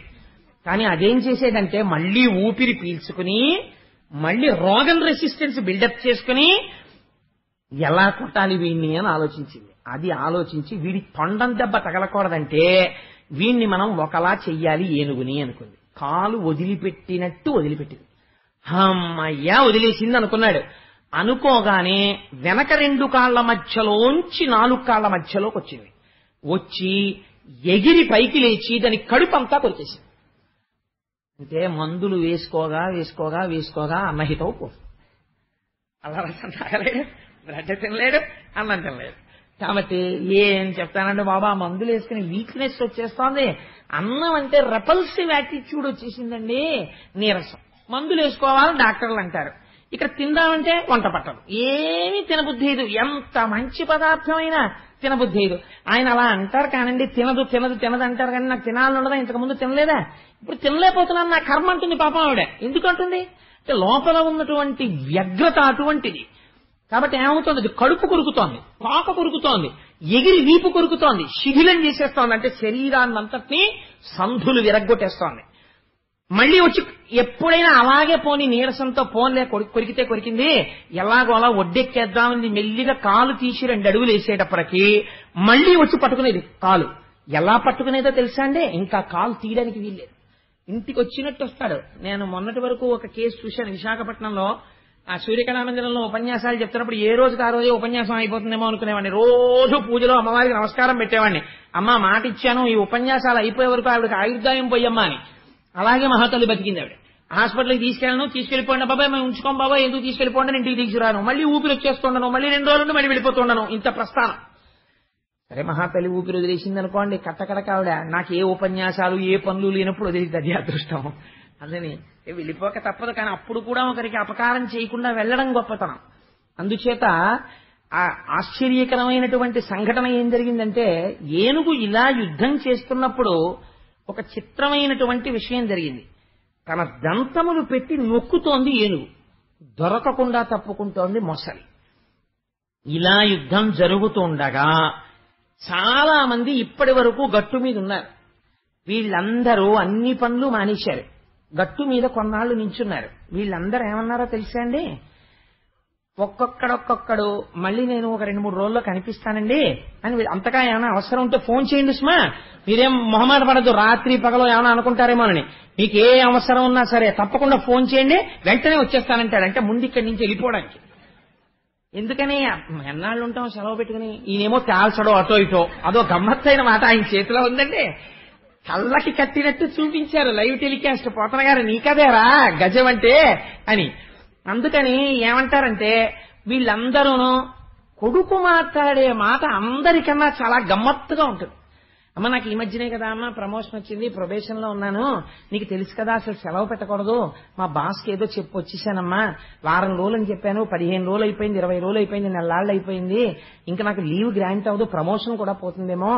నాన్నగారు పాపం పెద్దవారు అయిపోయారు, మహానుభావుడు పెంచి పెద్ద చేశారు, ఇంతకన్నా ఏం చెయ్యాలైనా సరే, ఒకవేళ అంతకా ఏదైనా అయితే నాకు ఫోన్ చేయమా, వెంటనే వచ్చి. అంతకా ఏమైనా అయితే అంటే ఏమిటండి? అంత అందమైన పడికట్టు మాటలు కొన్ని ఉంటాయి. అంటే వాడు వెగటుగా చెప్పలేక అంత గుంభనంగా మాట్లాడతాడు. మాట్లాడి అందరూ వెళ్ళిపోయారు. ఒరే, ఇంతకు ముందు ఇంతమంది ఉన్నారా ఏనుగు వెనకాల, ఇప్పుడు ఎవరున్నారో తెలుసా? ఒక్క భార్యలే ఉన్నారు. ఎక్కడున్నారు వాళ్ళు? వాళ్ళు నీళ్ళలో దిగలేదు. వాళ్ళు లోపలున్న రోగంతో వాళ్ళు యుద్ధం చేయలేరు. ఆవిడేం చేస్తుంది? బత్తాయి రసం ఇస్తుంది, దాని రసం ఇస్తుంది అంతే. ఈయన హాస్పిటల్లో ఉంటే మహాతల్లికి నేల మీద పడుకోకూడదు అన్నా సరే ఆ కొంగు వేసుకుని నేల మీద పడుకుంటుంది. పోతన గారు ఎంత నిర్దాక్షిణ్యంగా మాట్లాడారో చూడండి. మకరితోడపోరు మతంగ విభుని ఒక్కడిని దించిపోవ కాళ్ళు రాక కోరి చూచుచుండే కుంజరీయూథంబు మగలు తగులు కారె మగువలకును. హాస్పిటల్లో ఈయనకి ఒంటి నిండా గొట్టాలు పెట్టి దవాళ్లు లోపలికెళ్ళిపోయి కళ్ళు తేలేసేసి ఏదో తనలో తాను సంధి ప్రణాపన పేలుకుంటూ అలా పడుంటే ఆ భార్య మాత్రం రక్షించలేక అలాగని తన సొంత అన్నగారు అమ్మాయి పెళ్లి అవుతున్నా సరే వెళ్లలేక క్యారేజీ తిని ఆ హాస్పిటల్లోనే పడుకుంటోంది. ఎందుకని అంటే బ్రహ్మముడి వేశారు కాబట్టి పెళ్లిలో, కాబట్టి ఉండవలసిందే. మకరితోడపోరు మాతంగ విభుని ఒక్కరిని దించిపోవ కాళ్ళు రాక కోరి చూచుచుండే కుంజరీయుధంబు మగలు తగులు కారె మగువలకును. అందుకని ఆడ ఏనుగులు మాత్రం చూస్తున్నాయి, మిగిలిన వాళ్ళ సంగతి నేను చెప్పక్కర్లేదు, వాళ్ళు వెళ్ళిపోయినట్టే లెక్క. ఇలా యుద్ధం చేస్తున్నాడు ఆయన పాపం ఇంత కష్టపడి. అయితే పోతన గారి యొక్క అనువాదంలో చాలా గొప్పతనం ఒకటి ఉందండి. ఆయన అన్నారు, మొసలి ఏనుగుని ఎలా పట్టుకుని ఉండిపోయిందంటే ఇంకా క్రమక్రమంగా ఏనుగు మొసలితో యుద్ధం చెయ్యడం ఆగిపోయింది, కానీ అది పడిపోవట్లేదు, ఇంకా నిలబడుంది. ఇప్పుడు ఈ ఏనుగు ఒంట్లో ఉన్న నెత్తురంతా కారిపోయే వరకు పళ్లతో కటకటకటకట ఏనుగు యొక్క కాలు తినేస్తోంది మొసలి. ఎలా పట్టుకుందోట తెలుసా అండి? మొసలి పట్టుకి ఒక గమ్మత్తుంది, దాన్ని ఎవ్వడూ వర్ణించలేదు, వ్యాసుడు పోతన గారు తప్ప. నీటిలో తేలి ఉంటుంది. నీటిలో తేలి ఉన్నదాన్ని మీరు దేన్నైనా సరే ఇలా లాగేయచ్చు, తేలిక. ఒక్క మొసలి మాత్రం నీటిలో ఇలా తేలి అవతల ప్రాణిని ఇలా పట్టి అది తన దగ్గర నుంచి వెళ్లకుండా నీటి మీద ఉండి పట్టుకుంటుంది. ఆ శక్తి ఒక్క మొసలికే ఉంది. అది ఎలా పట్టుకుందంటేట పాదద్వందము నేల మోపి పవనున్ బంధించి పంచేంద్రియోన్మాదంబున్ పరిమార్చి బుద్ధిలతకున్ మారాకు హత్తించి నిష్కేద బ్రహ్మపదావలంబన క్రియన్ ఈశ్వరు సేవించు మర్యాదం నక్రము విక్రమించకరి పాదాక్రాంత నిర్వక్రమై. ఎటువంటి పద్యం అండి నిజంగా. పోతన గారికి ఆ సమయంలో ఒక్కసారి ఎవరికైనా తప్పదు కదా అని ఈశ్వరుడు జ్ఞాపకానికి వచ్చి ఉంటాడు. ఎటువంటి ఉపమానం వేశారో చూడండి. పాదద్వందము నేలమోపి, ఆ మొసలి ఎలా పట్టుకుందంటేట కాళ్ళు నేల మీద పెట్టింది. పాదద్వందము నేలమోపి పవనున్ బంధించి, రక్తం తాగుతోంది అందుకని గాలి పీల్చట్లేదు, పవనున్ బంధించి పంచేంద్రియోన్మాదంబున్ పరిమార్చి. ఇలాంటి పని ఎవరు చేస్తారు? యోగి కూడా చేస్తాడు. అంటే కాళ్ళు పట్టుకుని నెత్తురు తాగి కాదు, భూమి మీద కూర్చుని కుంభకం చేసి ఊపిరి నిలబెట్టి ఇంద్రియాల యొక్క అలజడిని అరికట్టి బుద్ధిలతకు మరాకు హత్తించి, ఇప్పటి వరకు లోకమును చూసిన వాడు ఈశ్వరుడి యొక్క పాదములను ధ్యానములో దర్శనము చేస్తూ గట్టిగా పాదాలు పట్టుకుని ఉండిపోయినట్టుగా నిష్కేద బ్రహ్మపదావలంబన క్రియన్ వర్తించు యోగీశు మర్యాదం నక్రము విక్రమించ పాదాక్రాంత నిర్వక్రమై. యోగి పరమేశ్వరుడి పాదాలు ఎలా పట్టుకుంటాడో అలా కదలకుండా మొసలి ఏనుగు యొక్క పాదాన్ని పట్టుకుంది. ఎక్కడి ఉపమానం తీసుకొచ్చి ఎక్కడి ఏనుగు చేశారో చూడండి. ఇది పోతన గారి రచనా వైశిష్ట్యం అంటే. అలా పట్టుకున్నటువంటి ఏనుగు యొక్క ఆ మొసలి యొక్క పట్టు తప్పుకోలేక అప్పుడు ఆ ఏనుగు అనుకుంటుంది, పృథుశక్తిన్ గజమాజలగ్రహముతో పెక్కిండ్లు పోరాడి సంశిథిలంబై తన బలము వైరిలావుంచింతించి మిథ్యామనోరథం బింకేటికి దీని గల్వసరి పోలంజార వాదంచు ఇట్లని పూర్వపుణ్యఫల దివ్య జ్ఞాన సంపత్తితోన్. అయ్యయ్యో, భూమి మీద ఉంటే నాకు బలం, నిష్కారణంగా నీళ్లలోకి ప్రవేశించాను. ఇప్పుడు ఈ నీళ్లలో ప్రవేశించిన తర్వాత నావారని నేను ఎవరిననుకున్నానో వాళ్ళందరూ వెళ్ళిపోయారు. నావారని నమ్మిన సంసారానికి కారణమైన వాళ్ళు ఒడ్డును నిలబడిపోయారు.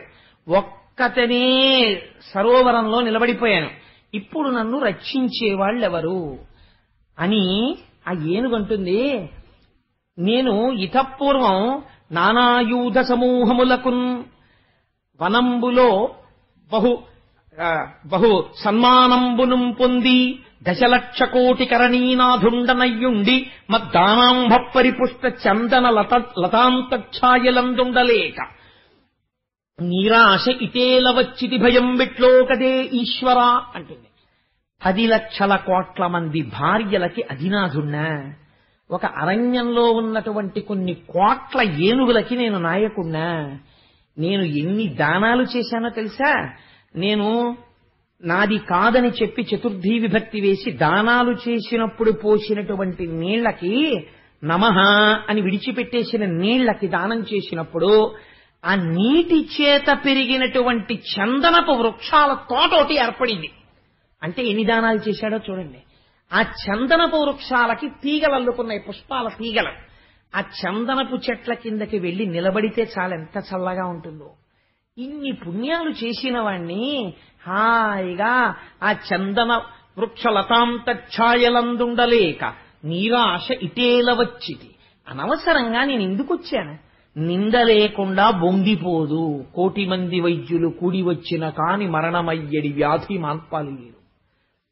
అప్పుడు వీడేదో ఏదో ఒక నింద వస్తుంది, ఒక కారణం వస్తుంది. అప్పుడు అనుకుంటాడు, అయ్యో నేను అసలు ఎందుకు వెళ్ళాను అని బాధపడతాడు. అందుకని లతాంతఛాయలందుండలేక నీరాశ ఇటేల వచ్చితి. ఇవాళ నేను దారి మర్చిపోవడం ఏమిటి? రోజూ వెళ్లే సరోవరానికి వెళ్ళకపోవడం ఏమిటి? ఈ సరోవరానికి రావడం ఏమిటి? ఇక్కడికొచ్చి నేను నిలబడితే ఏనుగొచ్చి నన్ను పట్టుకోవడం ఏమిటి? ఈ ఏనుగు పట్టుకుంటే ఇవాళ నేను మరణావస్థని పొందడం ఏమిటి? నన్ను రక్షించేవాళ్లు ఎవ్వరూ లేరా ప్రపంచంలో అని ఒక ఆలోచన వచ్చింది ఆయనకి. ఈ ఆలోచన రాగానే అప్పుడు జ్ఞాపకానికి వచ్చింది. పోతన గారు అన్నారు, ఇలా అందరికీ జ్ఞాపకం వస్తుందని నువ్వు అనుకుంటున్నావేమో పొరపాటు. అలా ఎందుకు వస్తుందో తెలుసా? అలా జ్ఞాపకం ఈశ్వరుడు ఎందుకు గుర్తొస్తాడో తెలుసా? ఇత పూర్వం తాను చేసిన పుణ్యము పూజ వల్ల జ్ఞాపకం వస్తాడు ఆ స్థితిలో. ఋతుశక్తిన్ గజమాజల గ్రహముతో పెక్కిండ్లు పోరాడి సంశిథిలంబై తనలావు వైరిబలముంచింతించి మిథ్యామనోరథం బింకేటికి దీనిగల్వ సరిపోరంజాలరాదంచు ఇట్లనే పూర్వపుణ్యఫల దివ్య జ్ఞాన సంపత్తితోన్ పూర్వజన్మలలో చేసుకున్నటువంటి పుణ్యముల వలన ఈనాడు స్మృతిలోకి వచ్చినటువంటి జ్ఞానమునొక దాన్ని ప్రకటన చేయుచున్నది ఏనుగు. ఏమి చేసింది అంటే, దీన్ని సంస్కృతంలో వ్యాస భగవానుడు కొన్ని శ్లోకములను ఇచ్చాడు. ఆ శ్లోకాలకి పెద్దలు ఏం చెప్తారంటే, అన్నిటికన్నా ఇంట్లో అపారమైనటువంటి అశౌచముతో కూడినదేది, ఎప్పుడూ కూడా ఏ వస్తువుని పెట్టకూడదేదో తెలుసా అండి? ఎట్టి పరిస్థితులలో దేని మీద కూర్చుని తాగడం కాని తినడం కాని చెయ్యకూడదో, కనీసం దాని మీద పడుకుని మాత్ర కూడా వీలైతే వేసుకోకూడదో ఆ వస్తువునకే మంచమని పేరు. మంచమనేటటువంటి దాని మీద ఏ పూజనీయమైన వస్తువుని పెట్టకూడదు. ఎవ్వరూ కూడా మంచం మీద కూర్చుని తినడం కాని తాగడం కాని చెయ్యకూడదు. మంచం అనేటటువంటిది అంత అంటే అన్ని వస్తువుల యందు నారాయణుడు ఉన్నాడు, కానీ మంచం అనేటటువంటి దానికి అంత రజోగుణ తమోగుణ పాప సంబంధం ఉంటుంది. అందుకని మంచం అనేటటువంటిది కొన్ని పరిస్థితుల్లో మాత్రమే ఉపయోగిస్తారు. అందుకే ఒక వయసు వచ్చిన తర్వాత అసలు మంచం వాడకుండా భూషీణం చేయడం కూడా ప్రారంభం చేస్తారు పెద్దలు. సరే, నేను ఈ విషయం ఎందుకు ప్రస్తావన చేశాను అంటే, ఇటువంటి స్థితిలో అసలు మంచం మీద పడుకుని ఏవి పడితే అవి చదవడానికి వీల్లేదు. కొన్ని ఉంటాయి, వాటిని మీరు మంచం మీద పడుకుని చదవకూడదు కూడా. ప్రాతరుత్థాయ పఠేత్. ఉత్థాయ అంటే లేచిన తర్వాత చదవాలి. మనం చదివే కృష్ణాష్టకం కూడా మంచం మీద పడుకుని చదవకూడదు. కానీ వ్యాస భగవానుడు ఈ జాతికి ఒక గొప్ప భిక్ష పెట్టారు. ఏమిటో తెలుసా అండి? సంస్కృతంలో ఆయన కొన్ని శ్లోకాలు ఇచ్చారు. ఈ శ్లోకాలకున్న గొప్పతనం ఏంటంటే, నిద్ర తెలివి రాగానే ఒక్కసారి ఆ సరోవరం, ఆ ఏనుగు, ఆ మొసలి, ఆ ఆడ ఏనుగులు జ్ఞాపకానికి తెచ్చుకుని ఈ శ్లోకాలు నిద్ర లేవగానే ఎవరు ఒక్కసారి మనస్సులో చెప్పుకుని లేస్తారో అటువంటి వాళ్ళకి ఒక అభయం ఇచ్చారు. మృత్యుకాలమునందు వాళ్ళు ఏ బాధ పొందరు. అసలు చీమ పుట్టిన నిప్పి పొందకుండా శ్రీమన్నారాయణుడు వచ్చి విడిపించుకుని విమానం ఎక్కించి తీసుకెడతాడు. ఆ శ్లోకాలు చదివే అలవాటు ఉన్న వాళ్ళకి తస్మై నమ పరేశాయ బ్రహ్మణేనంత శక్తయే అరూపయోరు రూపాయ నమ ఆశ్చర్యకర్మణే నమ శాంతాయ ఘోరాయ మూఢాయ గుణధర్మిణే నిర్విశేషాయ సామ్యాయ నమో జ్ఞానఘనాయ చ క్షేత్రజ్ఞాయ నమస్తుభ్యం మహాధ్యక్ష సాక్షిణే పురుషాయ ఆత్మమూలాయ మూలప్రకృతయే నమః సోహం విశ్వసృజం విశ్వమవిశ్వం విశ్వవేదసం విశ్వాత్మానం పరం బ్రహ్మ ప్రణతోస్మి పరమం పదం యోగరంధిత కర్మాణో హృది యోగ విభావతే యోగినోయం ప్రపశ్యంతి యోగేశం తం నతో స్పృహం నమో నమస్తే కిల కారణాయ నిష్కారణాయ అద్భుత కారణాయ సర్వాగమన్నాయ మహర్ణవాయ నమోపవర్గాయ పరాయణాయ. ఈ శ్లోకాలను వ్యాసభగవానుడు విరచితం. ఇవి గజేంద్రుడు చెప్పాడు. ఈ శ్లోకాల్లో చిత్రం ఏమిటో తెలుసా అండి, ఎవ్వరి పేరు ఆయన చెప్పలేదు. ఇది అనువాదం చేయడంలో పోతన గారికి రామచంద్రమూర్తి చేయించాడు. పలికెడిది భాగవతమట పలికించు విభుండు రామభద్రుండట నే పలికిన భవహరమగునట పలికెద వేరొండు గాథ పలుకగనేలా. ఈ శ్లోకాల్ని అనువాదం చేయడం అంటే మాటలా. ఎవ్వని చేజ నించు జగమెవ్వని లోపల నుండు లీనమై ఎవ్వని యందుడిందు పరమేశ్వరుడెవ్వడు మూల కారణం వెవ్వడు అనాది మధ్యలయుడెవ్వడు సర్వము తానయైన వాడెవ్వడు వాని యత్మభౌ ఈశ్వరునే శరణంబు వేడదన్. ఇందులో పేరు లేదది గమ్మత్తు. పూర్వకాలంలో నాకు తెలిసి ప్రతి ఇంట్లో నాయనమ్మ నోటి వెంట అమ్మమ్మ నోటి వెంట ఈ పద్యం రాని నాయనమ్మలు అమ్మమ్మలు ఉండేవారు కాదు. దురదృష్టం ఇవాళ ఎన్ని గంటల ఎన్ని నిమిషాలకి ఎన్నో సీరియల్ వస్తుందో అది ఏ సంఘటన జరుగుతుందో చెప్పేవాళ్ళు ఉన్నారు, కానీ పద్యాలు అలవాటు పోతుంది. ఇది భిక్ష పెట్టే మన జాతికి, ఆంధ్రజాతికి పోతనామాచ్యుల వారిచ్చిన కానుక. అదే అనువాదం ఎలా చేశారో చూడండి. ఎవ్వని చేజ డించు జగమెవ్వని లోపల నుండి లీనమై ఎవ్వని యందుడిందు పరమేశ్వరుడెవ్వడు మూల కారణం వెవ్వడనాది మధ్యలయుడెవ్వడు సర్వము తానయైన వాడెవ్వడు వానియత్మభౌ ఈశ్వరునే శరణంబు వేడదన్. ఇప్పుడు ఒక బ్రహ్మగారు రావాలి, విష్ణువు రావాలి, శివుడు రావాలి, సుబ్రహ్మణ్యుడు రావాలి, గణపతి రావాలి, విశ్వక్సేనుడు రావాలి, వినాయకుడు రావాలి. ఇదేమన్నా పేరు చెప్తోందా? ఎవ్వరి పేరు చెప్పదు. ఎవరు సృష్టికర్తో, ఎవరు స్థితికర్తో, ఎవరు ప్రళయకర్తో, లోకములన్నీ ఎవరు సృష్టించారో, ఎవరి యందు లోకములున్నాయో, లోకములు ఎవరి యందు పెరుగుతున్నాయో, లోకములు ఎవరి యందు లయమైపోతున్నాయో, ఎవరు అంతటా నిండి నిబిడీకృతమై ఉన్నాడో, ఎవడి మాయ చేత జగత్తుగా కనబడుతోందో అటువంటి వాడు నన్ను రక్షించుగాక అని స్తోత్రం చేస్తోంది. వాడే ఘోరమైన రూపంతో ఉంటాడు, వాడే ప్రసన్నమైన రూపంతో ఉంటాడు, వాడే వరాలిచ్చేవాడిగా ఉంటాడు, వాడే కష్టాలు పెట్టేవాడిగా ఉంటాడు, వాడే శాంతమూర్తిగా ఉంటాడు, వాడే ఉగ్రమూర్తిగా ఉంటాడు. ఇన్ని లక్షణాలు చెప్తోంది, కానీ వాడెవరో చెప్పదు, పేరు చెప్పదు. ఇది ఏనుగు చేసినటువంటి, ఏనుగు చేసిన ప్రార్థనకి 33 కోట్ల దేవతలు లేచి నిలబడ్డారు.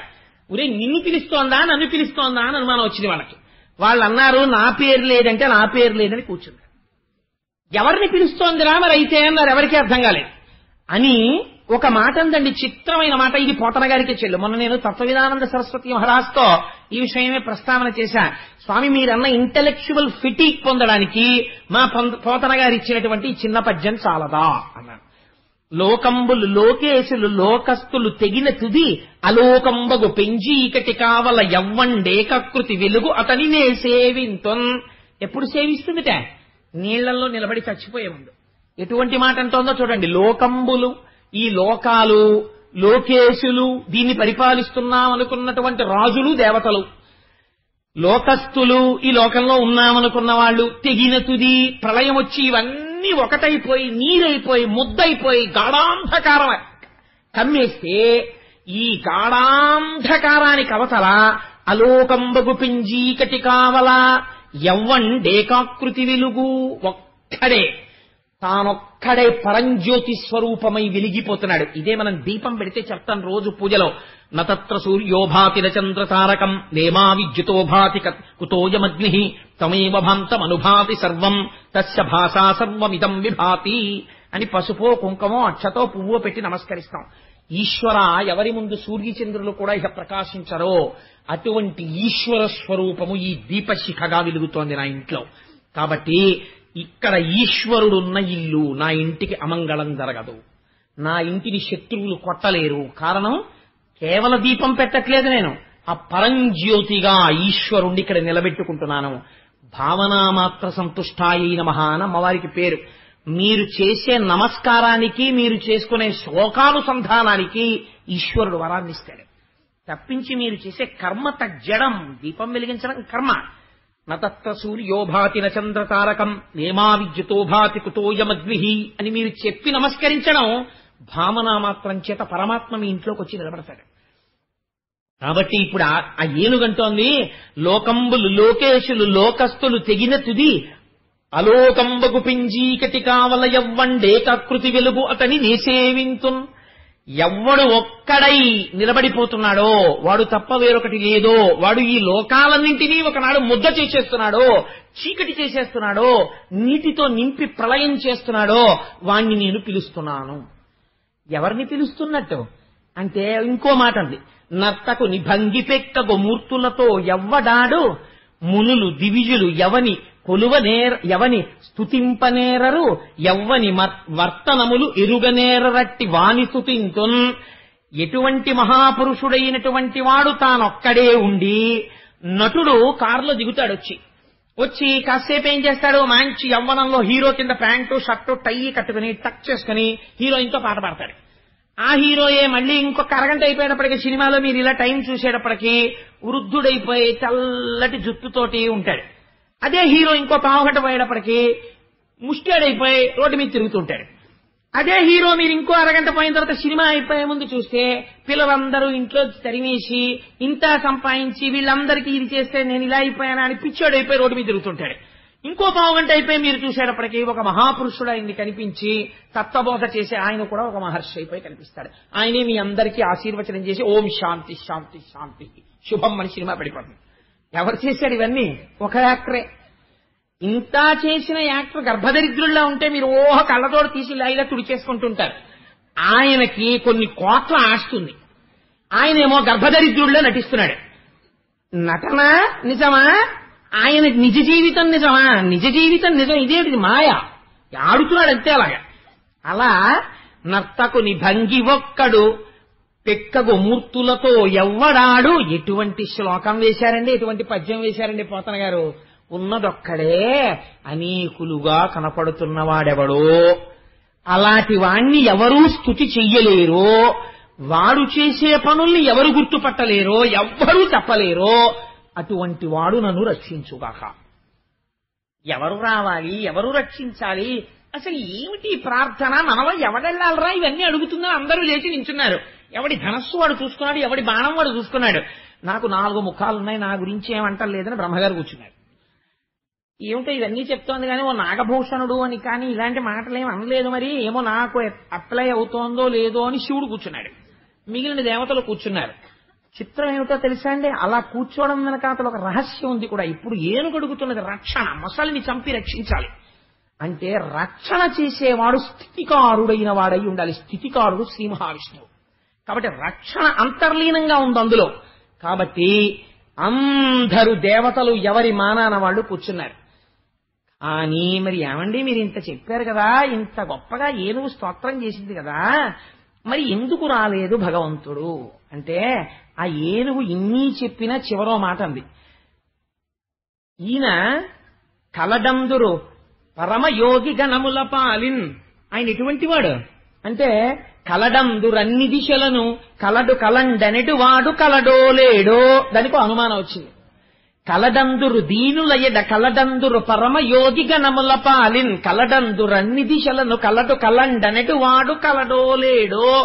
ఇంత చెప్పేస్తోంది కాని శ్లోకాలు, ఇంత చెప్పేస్తోంది కాని పద్యాలు, దానికో అనుమానం. సంశయాత్మ వినశ్యతి. కలడందురు దీనులయడ, చాలా దీనులైనటువంటి వాళ్ళు వర్ధిస్తే వస్తారంటారు. కానీ అలా నిజంగా ఉండి అలా వస్తాడా దీనులైన వాళ్ళు పిలిస్తే? కలడందురు దీనులయడ కలడందురు పరమయోగి గణముల పాలిన్. చాలా భక్తులైనటువంటి యోగి పురుషులైనటువంటి వాళ్ళు పిలిస్తే వస్తారంటారు. కలడందురు పరమయోగి గణముల పాలిన్. పులానింటి నిబిడీకృతం అయిపోయాడంటారు.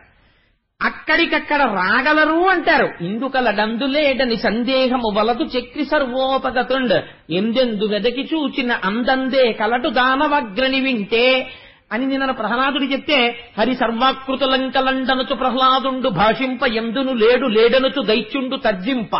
శ్రీనరసింహకృతి దల్చనచ్యుతుడు నానాజంగమస్థావరోత్కర గర్భంబుల అన్ని దేశముల నుద్దండ ప్రభావంబునన్. సమస్త స్థావర జంగమాత్మకమైన ప్రపంచం నిండిపోయాడు నరసింహమూర్తిని నిన్ననే కదా చెప్పుకున్నాం. అలా అంటారు. ఉన్నాడు ఉన్నాడు అంతటా ఉన్నాడంటారు. అంతర్బహిష్య తత్సర్వం వ్యాప్య నారాయణ స్థిత అంటారు. కానీ అలా వాళ్ళు అంటున్నారు, కానీ అలా అన్నవాడు నిజంగా ఉన్నాడో లేడో, కలడు కలండనెడు వాడు కలడో లేడో అంది. అంటే ఓహో ఇంకా నీకు అనుమానం ఉన్నప్పుడు నేను ఎందుకు రావడం అని ఆయన ఊరుకున్నాడు. దీనికి రామకృష్ణ పరమహంస ఒక చిన్న ఆఖ్యానం చెప్పారు. ఒకసారి వైకుంఠంలో శ్రీమన్నారాయణుడికి కాళ్ళు ఒత్తుతోంది లక్ష్మీదేవి. గభాలన పాన్పు మించి దూకి పరిగెడుతున్నాడు స్వామి. అయ్యో ఎక్కడికైనా అలా వెళ్ళిపోతున్నారు అందావిడ. అంటే నాకు పరమభక్తుడైన వాడు ఉన్నాడు, ఆయన సాకలి బట్టలు ఆరేసుకుంటుంటాడు, ఆయన విరోధులు ఆయన్ని రాళ్లు పెట్టి కొడుతున్నారు, రక్షించడానికి పరిగెడుతున్నాడు, మనస్సులో కేశవ నారాయణ అంటూ పరిగెడుతున్నాడు అన్నారు. అని గుమ్మం దాకా వెళ్ళి వెనక్కి వచ్చేసాడు. అదేమండి వచ్చేసారేమండి అని వాడు వెనక్కి తిరిగి రాయేశాడు అన్నారు. అంటే తన రక్షణ తాను చూసుకుని ఈశ్వరుడు ఉన్నాడో లేడో అని అనుమానం ఉన్నవాడి జోలికి ఈశ్వరుడు వెళ్ళడం, వాడు ఉన్నాడన్న పూనికతో ఉండి శరణాగతి చేసిన వాడి కోసం ఆయన ఎడతాడు. అందుకని కలడు కలండనెడు వాడు కలడో లేడో ఈ అనుమానం ఉంది, అందుకే రాలేదు. కానీ అనుమానం పైన తింటోంది, కింద మొసలి తింటోంది. అందుకని ఏమవుతోంది, మృత్యువు కబళించేస్తోంది. ఆ కాలు డొల్ల చేసేసి ఇంకా ఈ ఏనుకి ఊపిరైపోయింది లేరా అని పిల్ల మొసళ్ళు కూడా వచ్చేసి కొరికేస్తాయి. ఇప్పుడంది, అయ్యా స్వామి కలుగడే నా పాలి కలిమి సందేహిం పకలిమిలే ములులే కలుగువాడు. పోతన గారి పద్యాలు ఏమి పద్యాలండి, అమృత గుళికలు ఆ పద్యాలు, ప్రాణం నాకు. ఈ పోతన గారి పద్యాన్ని ఓ తక్కెట్లో పెట్టి నాకున్న ఐశ్వర్యాన్నంతటి ఓ తక్కెట్లో పెడితే నేను ఈ పద్యాన్ని కోరుకుంటాను. ఎంత గొప్ప పద్యం అంటే, కలుగడే నా పాలి కలిమి సందేహిం పకలిమిలే ములులే కలుగువాడు.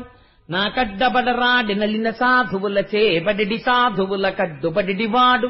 లీలతో నా మురాలింపడే మొరగుల మొరలు రెంగుచు తన్ను మొరగువాడు. ఆది మధ్యంతములు లేక ఎరలువాడు. భక్త జనముల దీనుల పాలివాడు. వినడే చూడడే తలపడే వెగరాడే అంది. ఇన్నాళ్లు ఏనుగు పూజ చేసినట్టు గజేంద్ర మోక్షంలో ఎక్కడా చెప్పలా పోతన గారు. ఇప్పుడు అంటున్నారు, ఈ ఏనుగు భగవంతుడికి కండిషన్ పెట్టింది. సర్వధర్మాన్ పరిత్యజ్యామామేకం శరణం వ్రజ అహం త్వా సర్వపాపేభ్యో మోక్షయిష్యామి మా శుచ. భగవద్గీత. ఆఖరణని నాకేమీ చేత కాదు ఈశ్వరా అని శరణాగతి చేసేయి. ఇంత కాళహస్తీశ్వర శతకం రాసిన ధూర్జట ఆఖరికన్నాడు, రోషీరోజదు కామినీ జనుల తారుణ్యోరు సౌఖ్యంబులన్ బాషీబాజదు పుత్రమిత్రధన సంపద్భ్రాంతి వంఛాలతల్ కోశీకోజదు నామ నంబకట నీకున్ ప్రీతిగా సత్క్రియల్ చేసీచేయదు నా ఈ మనసు త్రుళ్ళనతవే శ్రీకాళహస్తీశ్వర అంటాడు. ఇలా సేవ చేసినట్టుంటుంది, జారిపోతుంది. పుణ్యం చేసినట్టుంటుంది, జారిపోతుంది. ఎప్పుడు భార్య బిడ్డల మీద తిరుగుతుంటుంది. ఈ మనస్సును నేను నిగ్రహించుకోలేను, నువ్వు నిగ్రహించు అంటాడు. కవులు స్వేచ్ఛండి, వాళ్ళు ఎంత అందంగా మాట్లాడతారో తెలుసా. నాకు నిజంగా ధూర్జటి కాళహస్తీశ్వర శతకంలో చాలా ఇష్టమైన పద్యాలు రెండు ఉన్నాయి. ఒకటో పద్యం ఏమిటో తెలుసా అండి, ఈశ్వరుణ్ణి ఇలా నిలదీసేవాడు ఎవడుంటాడండి. పాలున్ బువ్వయు పెట్టదన్ కుడువరా పాపన్న రాయన్నలే లెమ్మన్న అరిటి పండ్లు కొనితే లేకున్నన్ వల్లనంటే తల్లిదండ్రులపుడే తెచ్చి వాత్సల్య లక్ష్మీ లీలావచనంబులన్ కుడుపరా శ్రీకాళహస్తీశ్వర అంటాడు. ఆయన పెద్ద ఆఫీసర్ గారే రాత్రి 10ంటికి అలిసిపోయి ఇంటికి వచ్చాడు. వచ్చి అమ్మయ్య అని కోటు చొక్కా విప్పి ఆ హ్యాంగర్కి పెట్టుకుని, అమ్మయ్య ఉసే కాస్త అన్నం పెట్టవే తిని పడుకుంటాను, చాలా అలిసిపోయాను. ఏమన్నం పెట్టడం అండి, పిల్లాడికేమో మొన్నటి వరకు జ్వరం వచ్చి తగ్గింది, నీరసపడిపోయాడు. ఇవాళ అన్నం తినరా అంటే వాడు ఒక్క ముద్ద తింటలేదు. బయట చూస్తే వాన, కనిపిల్ల కూడా వెళ్ళిపోయింది. అరటిపండుతో కలిపి పెడితే తింటానంటున్నాడు. ఒక్క అరటిపండు లేదు ఇవాళ ఇంట్లోనూ అంది. ఏమండి బాబు కాస్త ఆ కిల్లి కొట్టుకెళ్ళి అరటిపండు తెచ్చేద్దరు అంది. డ్రైవర్ కూడా వెళ్ళిపోయాడు. కాబట్టి ఏం చేస్తాడు ఈయన, చీకట్లో గొడుగు కనపడలేదు. అయినా కొడుకు కోసం ఏం చేయాలి, చచ్చినట్టెళ్ళి తీసుకురావాలి అరటిపండు. ఎందుకు, తల్లి తండ్రి కాబట్టి. అందుకని ఏం చేశాడు, ఓ గొడుగో తువ్వాలో వేసుకుని ఆ కిల్లి కొట్టుకుపోయి ఓ అరటిపండు అట్టుకొస్తే అరటిపండు పిసికి అన్నం పెడితే వాడు ఉన్నాను కదండి అని ఇలా చూస్తూ గుటిక్కు మింగేశాడు. తిన్నావా, నన్ను ధరించేవరా నాయన అనుకుని అప్పుడు స్నానం చేసి వచ్చి ఈయన అన్నం తిన్నాడు. కన్నందుకు వెళ్ళి తెచ్చాడా లేదా అరటిపండు. పాలుంబువ్వయు కుడువరా పాపన్న రాయన్న లే లెమ్మన్న, ఎటువంటి పేరు ఎట్టుకున్నారు పాపన్న, నాకు అన్ని పాపాలే ఉన్నాయి. అందుకని ఒరే పాలు బువ్వ పెడతాను రా తినరా, నువ్వేమో వేదం చెప్పాను, భగవద్గీత చెప్పాను, ఉపనిషత్తులు చెప్పాను అంటే నేను పాపన్నని, నాకేం ఎక్కం. నువ్వేం చెయ్యాలి, నువ్వు తల్లివి తండ్రివి, నువ్వు చదువుకోలేదని నువ్వు వెళ్ళిపోతే నువ్వేం కుదరదు. నువ్వేం చేయాలో తెలుసా, పిల్లాడు ఏం చేస్తాడు? అరటి పండ్లు కొనితే లేకున్నం వల్లనంటే, అరటి పండ్లు తెస్తే తప్ప నేను అన్నం తింటే తండ్రిని తెచ్చాడా లేదా? అలాగే నువ్వేం చేస్తావు? నేను ఎక్కడో చేసిన ఓ పుణ్యం వెతుక్కుని చిన్న పుణ్యం పట్టుకుని ఒరే నువ్వు ఎంత పుణ్యం చేశావురా అని నీలో కలిపేసుకున్నాడు. నీకంటే ఎవరు చెప్తాడు? శ్రీశైలేషు భజింతునో యభవు కాంచీనాథు సేవింతునో కాశీవల్లభు కల్వబోధన మహాకాళేషు పూజింతునో నా శీలం బడువైన మేరువడుచున్ రక్షింపవే నీ కృపా శ్రీ శృంగార విలాసహాసములచే శ్రీకాళహస్తీశ్వర. ఎంత గడుసుతనమండి ధూర్జటి నిజంగా. అలా ఇక్కడ ఈయనంటున్నాడు, వచ్చేవాడు ఎలా రావాలి? కలుగడే నా పాలి కలిమి సందేహింప కలిమిలే ములులేక కలుగువాడు. వీడు డబ్బున్నవాడా డబ్బు లేనివాడా, వీడు ఇంతకు ముందు నన్ను ఏమైనా పూజ చేశాడా పూజ చేయలేదా, పుణ్యం చేశాడా పుణ్యం చేయలేదా, ఇవన్నీ చూసేవాడు కాడు నా స్వామి. నేను ఇప్పుడు బుద్ధొచ్చి శరణాగతి చేస్తే నన్ను రక్షించే తత్వం ఉన్నవాడు. ఆయనకి డబ్బున్నవాడు డబ్బు లేనివాడు అన్న భేదం లేనివాడు. వృషద్విచత్రతల్పయో భుజంగముక్తికస్రజో గరిష్టరత్నోష్టయో సుహృద్విపక్షపక్షయో తృణారవింద చక్షుషో ప్రజామహీ మహేంద్రయో సమప్రవర్తయన్ మనక్కదా సదాశివం భజే అంటాడు రావణుడు. అలా ద్వంద్వములు లేనివాడు, ఏకత్వం ఉన్నవాడు. అందుకుని వాడు నన్ను కాపాడాలి.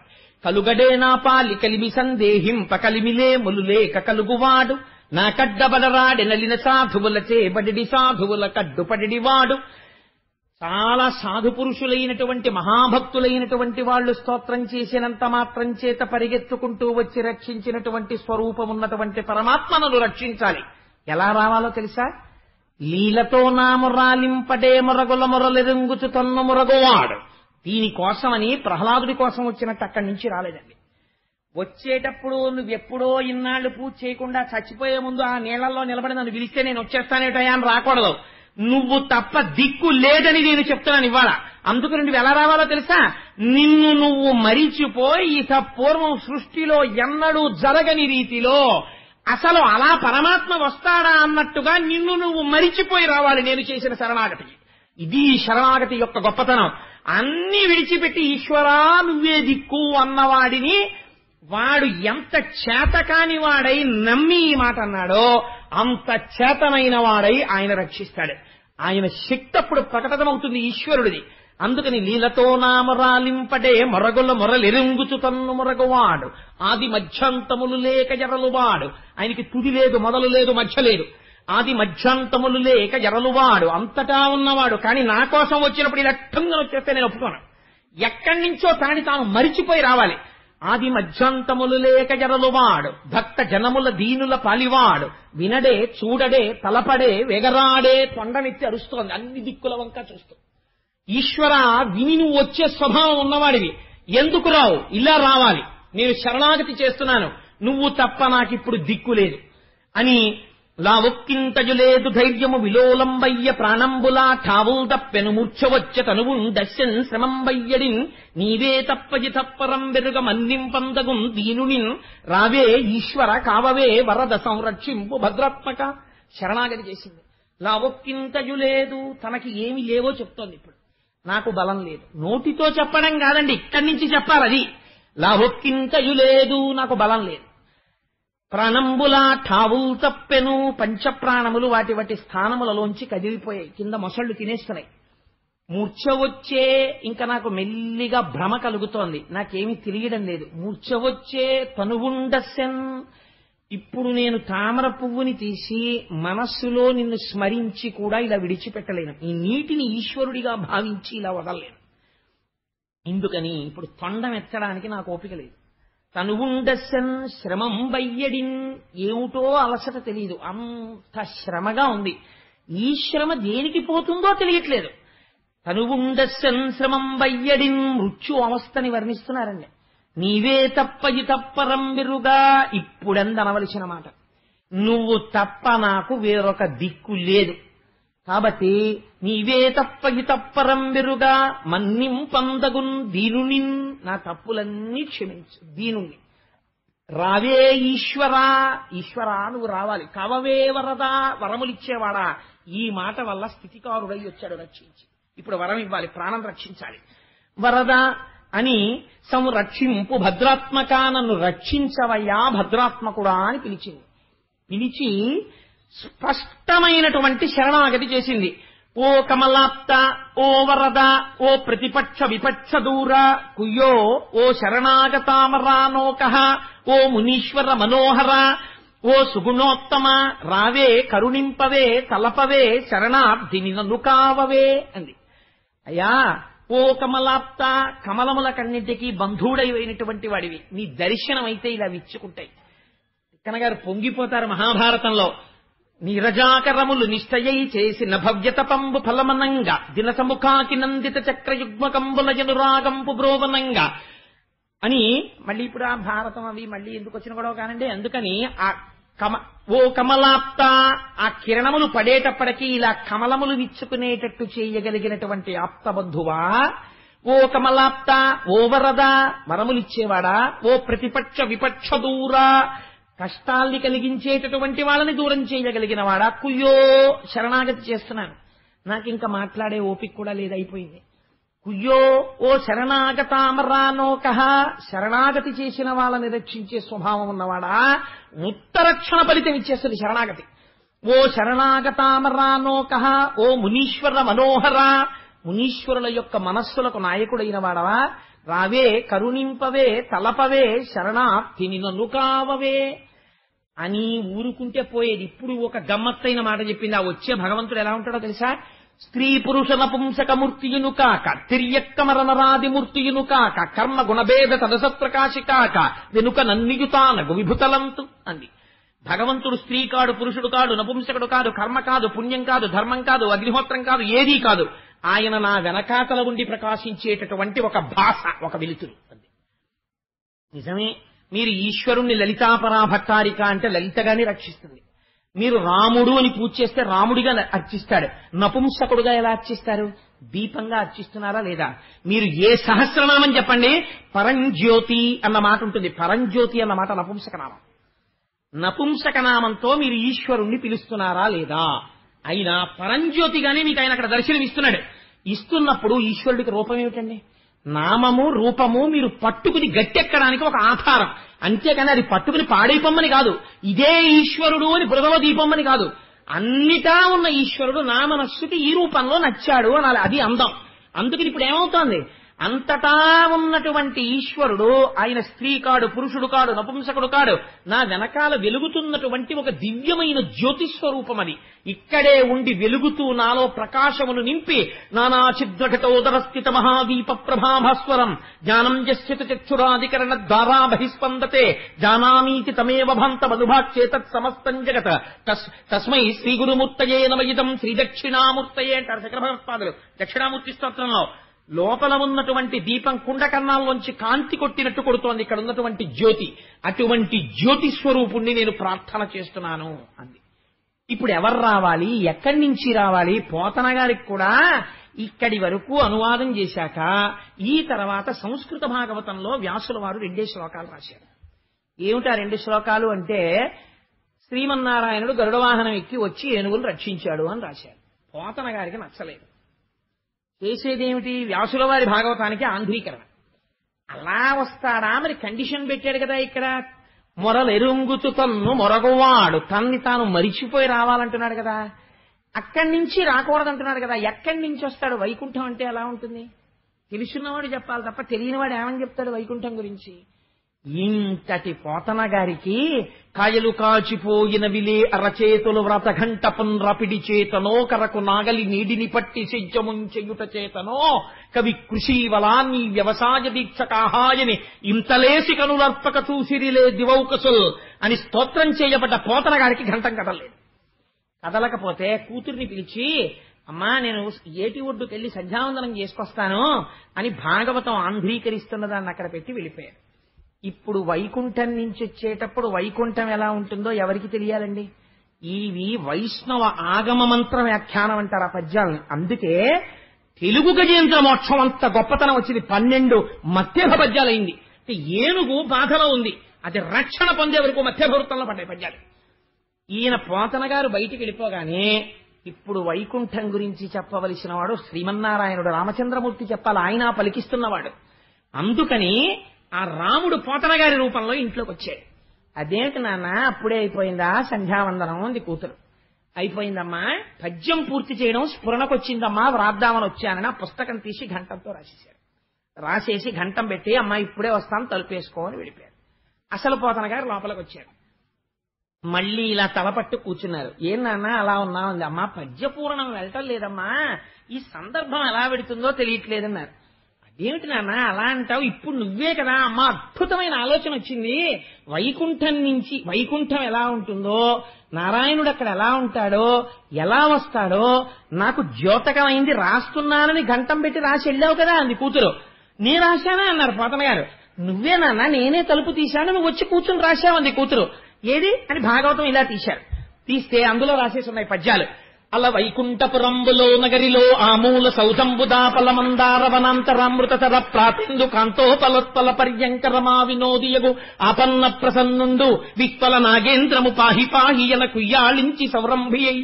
ఆ వచ్చినటువంటి వాడు అలా వైకుంఠపురంబులో నగరిలో ఆమూల సౌధంబుదాపల మందారవనాంతరామృతర ప్రాంతేదు కాంతోపలోత్పల పర్యంకరమా వినోదియగు ఆపన్న ప్రసన్నుండు.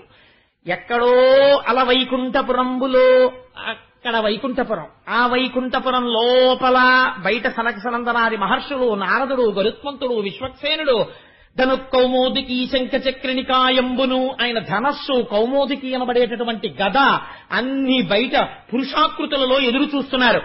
లోపల ఎక్కడో అమూల సౌధంబు దాపల, ఆ లోపల ఒక మూల ఒక పెద్ద అమృత సరోవరం. ఆ అమృత సరోవరం పక్కన చంద్రకాంత శిలలతో నిర్మించబడినటువంటి పర్యంకం.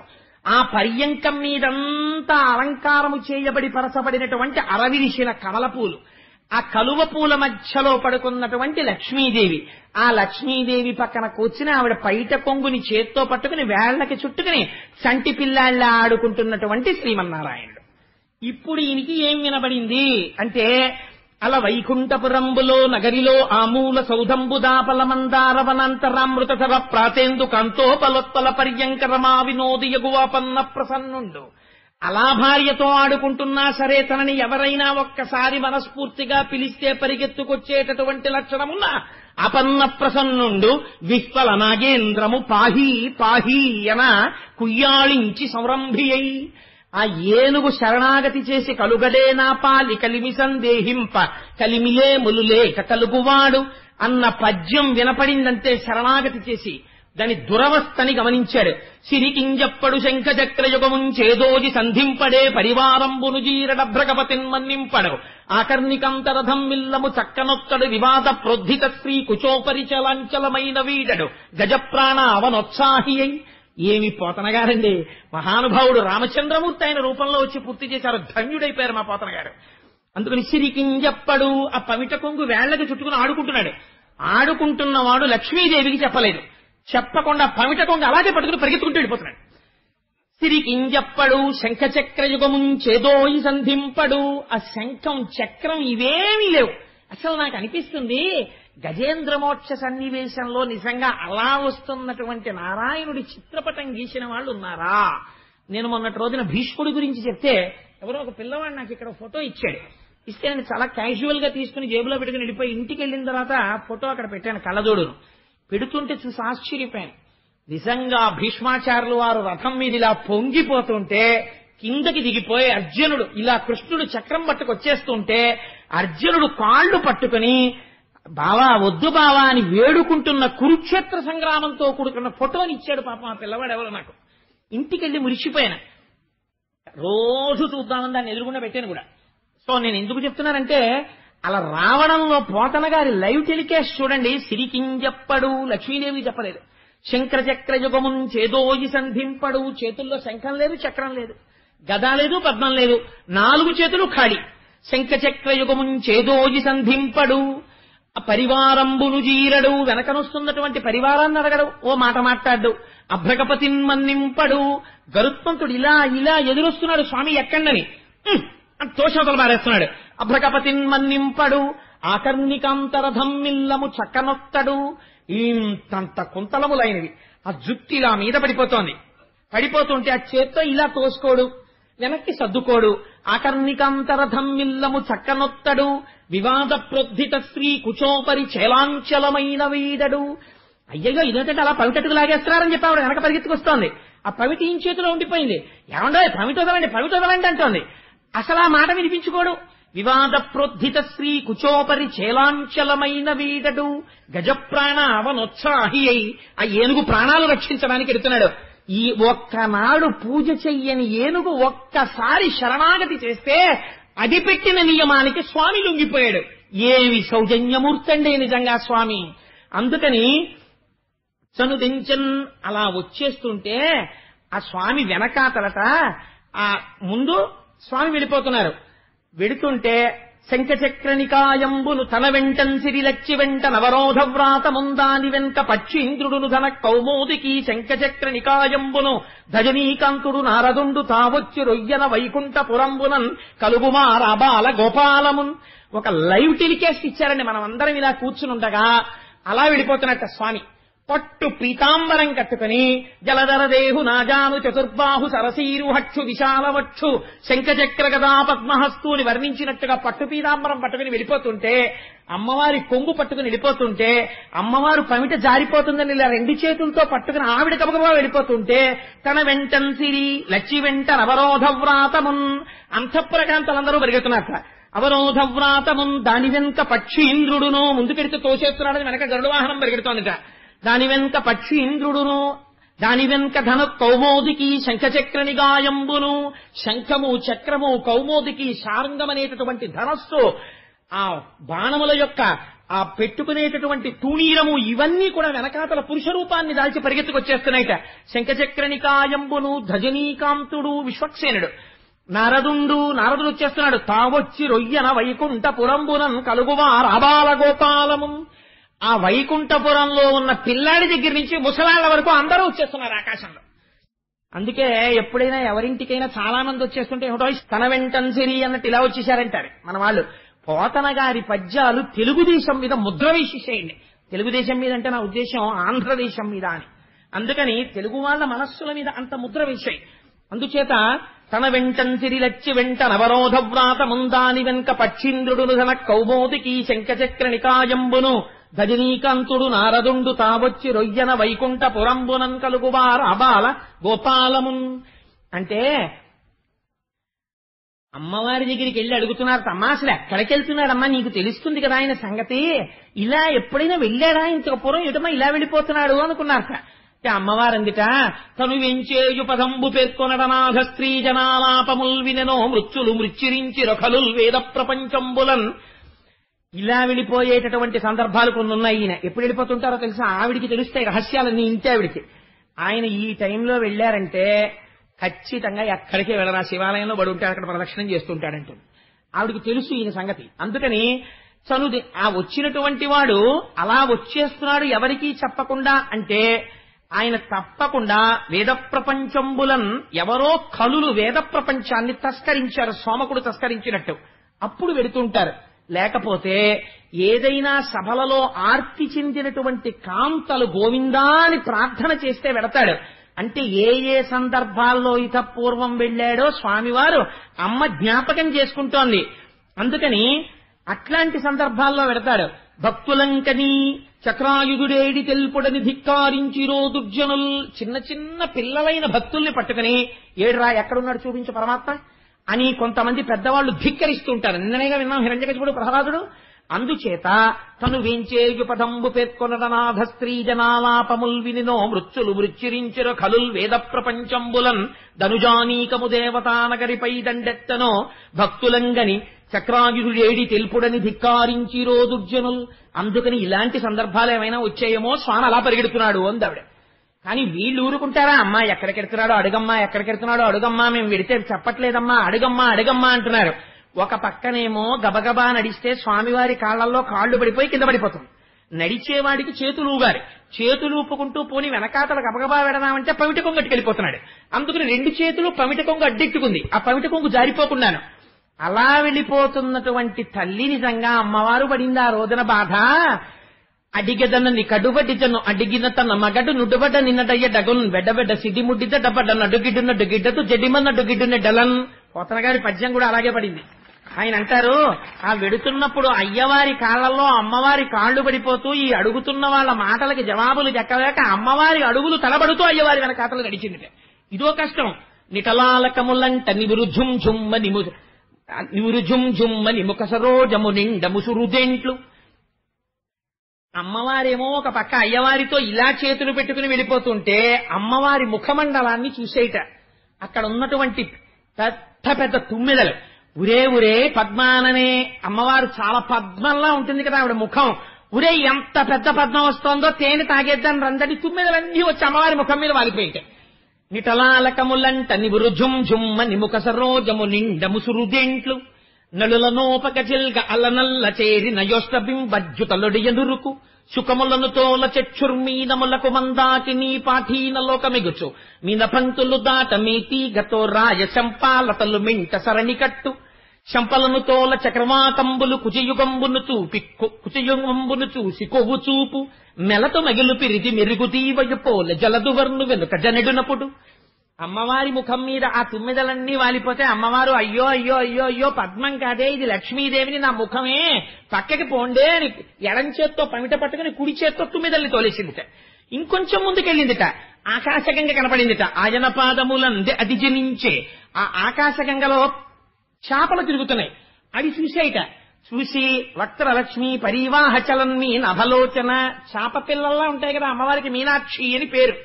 అందుకని అమ్మో ఎంత బాగున్నాయో చేపలు, చిన్ని చేపలు మింగేద్దాని రండి పెద్ద పెద్ద చేపలు కళ్ళ దగ్గరికి వచ్చేసాయిట. అయ్య మీ మొహం ఇచ్చా ఇవి చేపలు కావే నా కళ్ళు అని అమ్మవారు చేపల్ని తోలేసిందిట. ఆ తర్వాత ఇంకొంచెం ముందుకెళ్ళిందిట. వెళ్లేటప్పటికీ నీతీగతో రాయ శంపాలతలు మింట సరణిగట్టు. అమ్మవారు అయ్యవారితో వెడుతున్నప్పుడు ఎలా ఉంటుందంటే నీలతోజిత మధ్యస్థ విద్యుల్లేకే భువాస్వర మంత్రపుష్పంలో వాక్యం తెచ్చుకున్నారు పోతన గారు. జలదువర్ను వెనుక జనిడినప్పుడు మేఘం మధ్యలో మెరుపు తీగల అమ్మవారు ఎడుతోంది వెనకాల. అమ్మవారిని చూసి మెరుపులు అనుకున్నాయిట, ఓహో ఇంద్రుడు ఆజ్ఞ ఇచ్చేళ్లా ఉంది వర్షం కురవమని, మెరుపు వెళ్ళిపోతోంది, అయ్యో పెద్ద మెరుపు మనము వెళ్లాలని మెరుపులన్నీ వచ్చేసి అమ్మవారి పక్కన మెరుపులు మొదలెట్టాయి. అయ్య మీ మొహం ఇచ్చా నేను మెరుపు తీగను కాదే నేను లక్ష్మీదేవిని పోండి పండుని అమ్మవారి మెరుపు తీగలు పంపించేసిందిట. నిటలాలకములంట నివురు ఝుంఝుమ్మని ముఖ సరోజము నిండ ముసురుదెంట్లు. నల్లుల నోపక జిల్క అలనల్ల చేరి నయోష్టబింబజ్జుతలుడియనురుకు. అదో చిత్రం. సరస్వతీదేవి బ్రహ్మలోకంలో కూర్చునుంటే ఒక గమ్మత్తోటి ఉంటుంది. భారతీదేవి ముంజేటి పలుక చిలుక సదజగజాన సద్బ్రహ్మచారి మాకు వేదశాస్త్ర పురాణాది విద్యలెల్ల తరుణి నియాన ఘంటాపదంబు మాకు అంటారు చిత్రలీయంలో. సరస్వతీదేవి దగ్గర ఉండేటటువంటి చిలుక హంస ఈ రెండింటికి కూడా వేదాంగాలు వచ్చేసి ఉంటాయి. అందుకని అమ్మవారి దగ్గర ఉండేటటువంటి చిలుక దొండపండు తినడానికి అలవాటు పడి ఉంటుంది. దానికి దొండపండు అంటే చాలా ఇష్టం.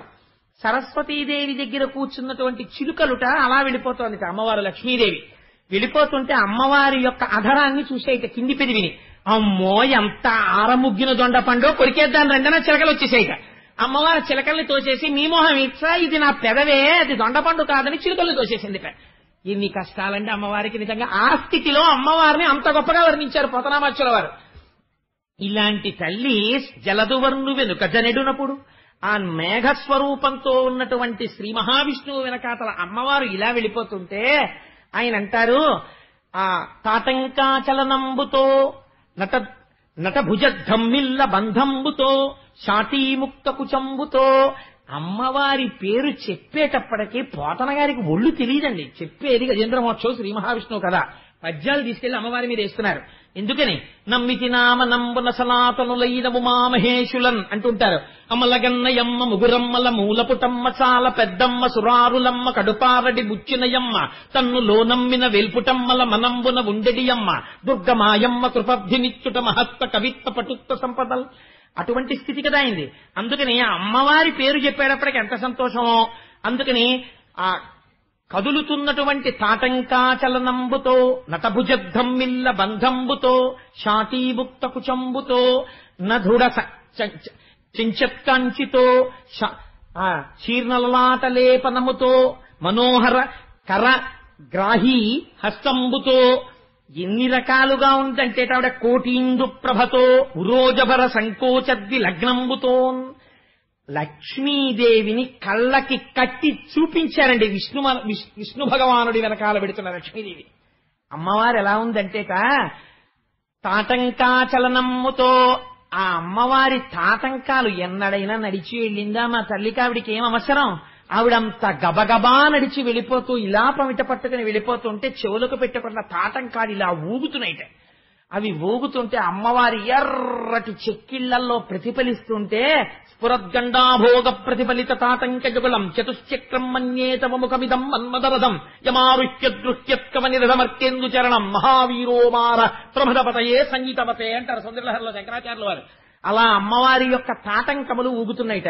తాటంకాచలనంబుతో భుజనటద్ధమ్మిల్ల బంధంబుతో చేతులు ఇలా పెట్టుకుని గబగబా నడవడంలో భుజాలు ఇలా ఇలా కదలడంలో పెద్ద జుట్టుముడి కబరీబంధం ఆవిడిది.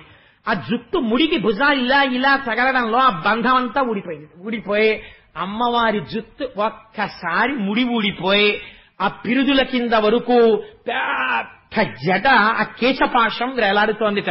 అమ్మవారి జుట్టుని అలా చూస్తే చాలండి అజ్ఞానం పోతుంది. ధునోతుద్భంతం నత్తులిత దళితేందీవరవనం అంటారు శంకరాచార్యుల వారు.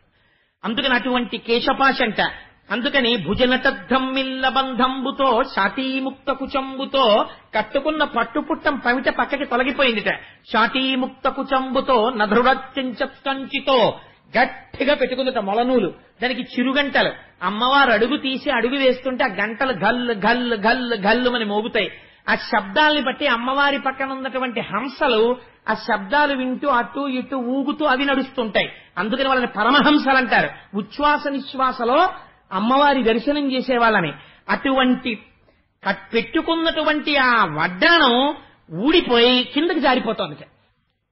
కిందకి జారిపోతున్న వడ్డాణంతో ఇలాంటి లక్ష్మీదేవిని దర్శించిన వాడు ఉన్నారండి మా పోతన గారు తప్ప. అందుకని నధృడ సంచెత్కంచితో శీర్ణలలాట లేపనముతో ఏ తల్లి ఇలా ఒక్కసారి చూస్తే అపాంగత్వే లబ్ధా జగదిదమనంగో విజయతే అంటారు.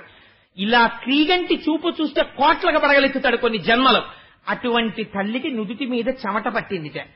శీర్ణలలాట లేపనముతో ఆ మనోహరుడైనటువంటి భర్త చేతిలో ఉండిపోయిన పమిట కొంగుతో ఉరోజబర సంకోచద్ది లగ్నంబుతోన్ ఇన్ని బ్రహ్మాండములను పోషించేటటువంటి బరువైన స్థనమండలం ఇంత నడకలేక అలవాట్లేక నడుస్తుంటే నడుము కరకరలాడిపోయిందిట అమ్మవారికి ఆ రోజున. అలా నడిచి వెళ్ళిపోయిందిట. ఇంతలోకే దేవలోకాల్లో ఉన్నవాళ్లు మనుష్యలోకాల్లో ఉన్నవాళ్లు ఏదో పనులు చేసుకుందామని బట్టలారేసుకుందామని కాసేపు ఏదో ఆ లైట్ వేసుకుని పెరట్లోకి ఎడదామని వీధిలోకి ఎడదామని మేడెక్కుదామని బయటకు వచ్చిన వాళ్ళు చూస్తున్నారు. ఎందుకో ఇలా చూశారు. ఏంటి ఇంత వెలుతురుగా ఉంది ఏమిటని ఇలా చూశారు ఆకాశం వంక.